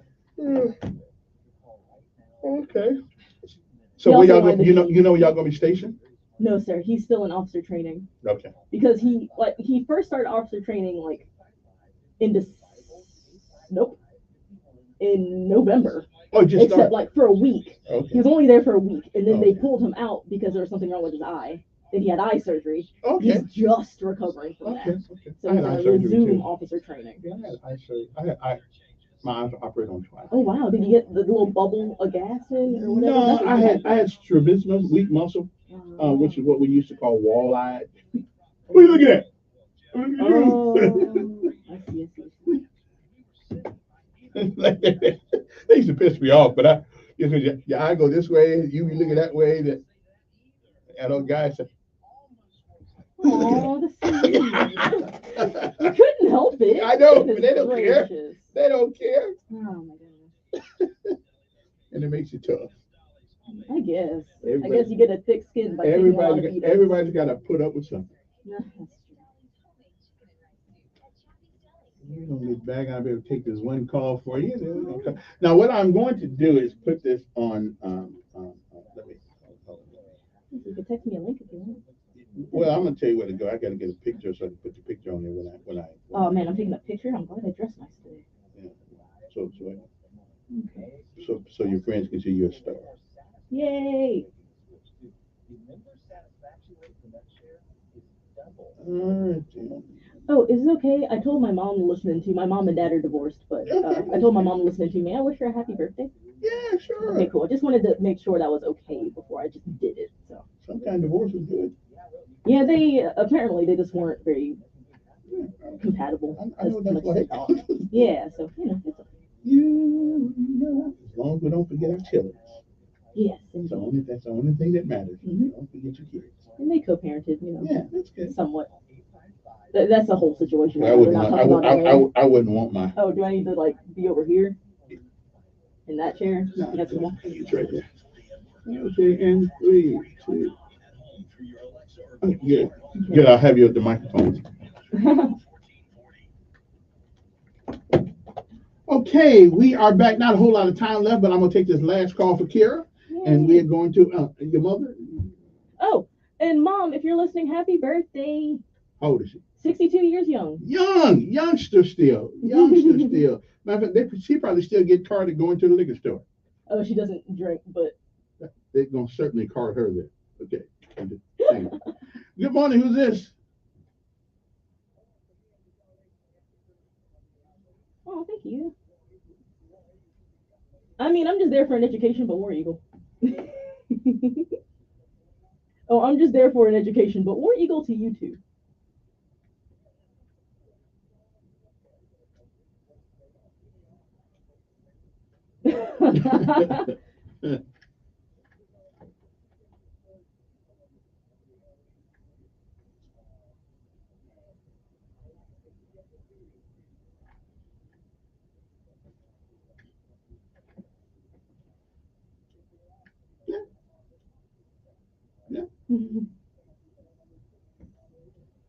Mm-hmm.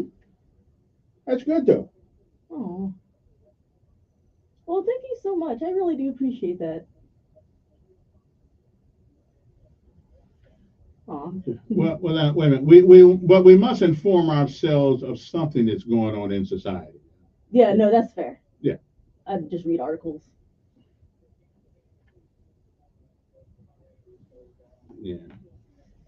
Yeah, me too. 'Cause I ain't too much in it. Hey, appreciate everything. One more call. A couple more calls. Good morning, on there. Hello. Yeah. I was easy on her though. I appreciate it. Yeah.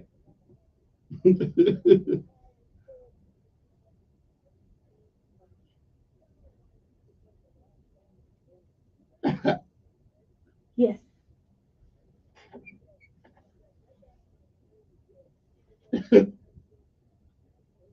Yeah. I absolutely will.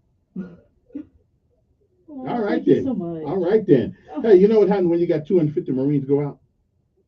Say that again. I won't actually guess. When you get 250 Marines go out, well, when you get 400 Marines go out on the ship, what you got when you come back? What? 100 couples. Oh my goodness gracious. Good morning. Hello. Good morning. Life is good. I agree. All right. That's about it, though. That's good. Well, anyway, interesting. Those are the things you got to put up. First of all, let me. Well, I'll do that. I'll do that one tomorrow. We'll do that. Well, listen, nice you come by. Now, here, tell your mommy that I'm going to put this up later on today on my Facebook page. You can download the audio and all that stuff, and they can listen to their daughter again. And your husband can get wherever he is right now. He can just go on the internet and get it, and he can, let him keep him company at night when they're lonesome. Oh, He'll be all right. Yeah, he'll be fine. Yeah, he'll be all right. Well, thank you so much for having me. I do really appreciate it. Well, you know what, though? You represent a part of Montgomery school system that I don't think existed anymore. But you represent a well-educated, well-rounded, you're a Democrat. Other than that, I'll let you slide. But that's good. I wish more people do, because somebody's got to take our place. We ain't going to be here forever. I want somebody to get on these microphones one day and be able to articulate their faults and don't back down. Don't back down. But however, one of the things you have to learn in this job is that sometimes you're wrong. Yeah. I'm wrong all the time. I guess that's the difference, huh? Knowing you're wrong and knowing you're wrong and not caring. Right. I mean, everybody's wrong about something. That's true. Every once in a while. But I appreciate you coming up and tell your dad and mom they did a wonderful job with you. You're good. I got a boy that's 33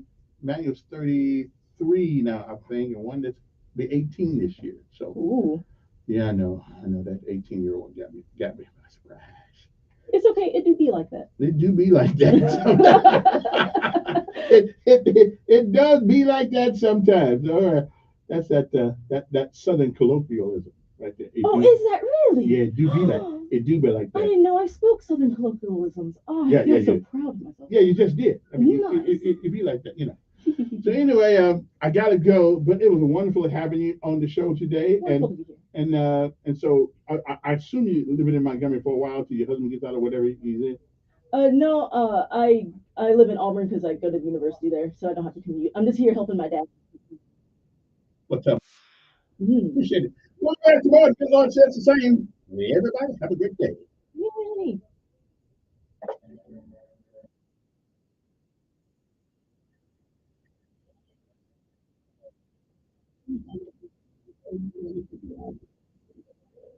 Yeah, they ain't gonna be there yet. I got when I get home, I'm gonna put it on. Oh, I'm gonna take a couple hours.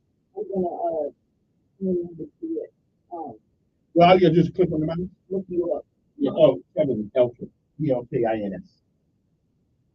And it's me with it'll be a couple of Kevin Elkins out there. I'm the one with the white suit on in one. Well, I think I see you. We have one friend together. I don't know. I don't know how to check. What is it? We both have one common friend. Wait, like one mutual friend. I don't know how to check. But we have a mutual friend, so okay. I will follow.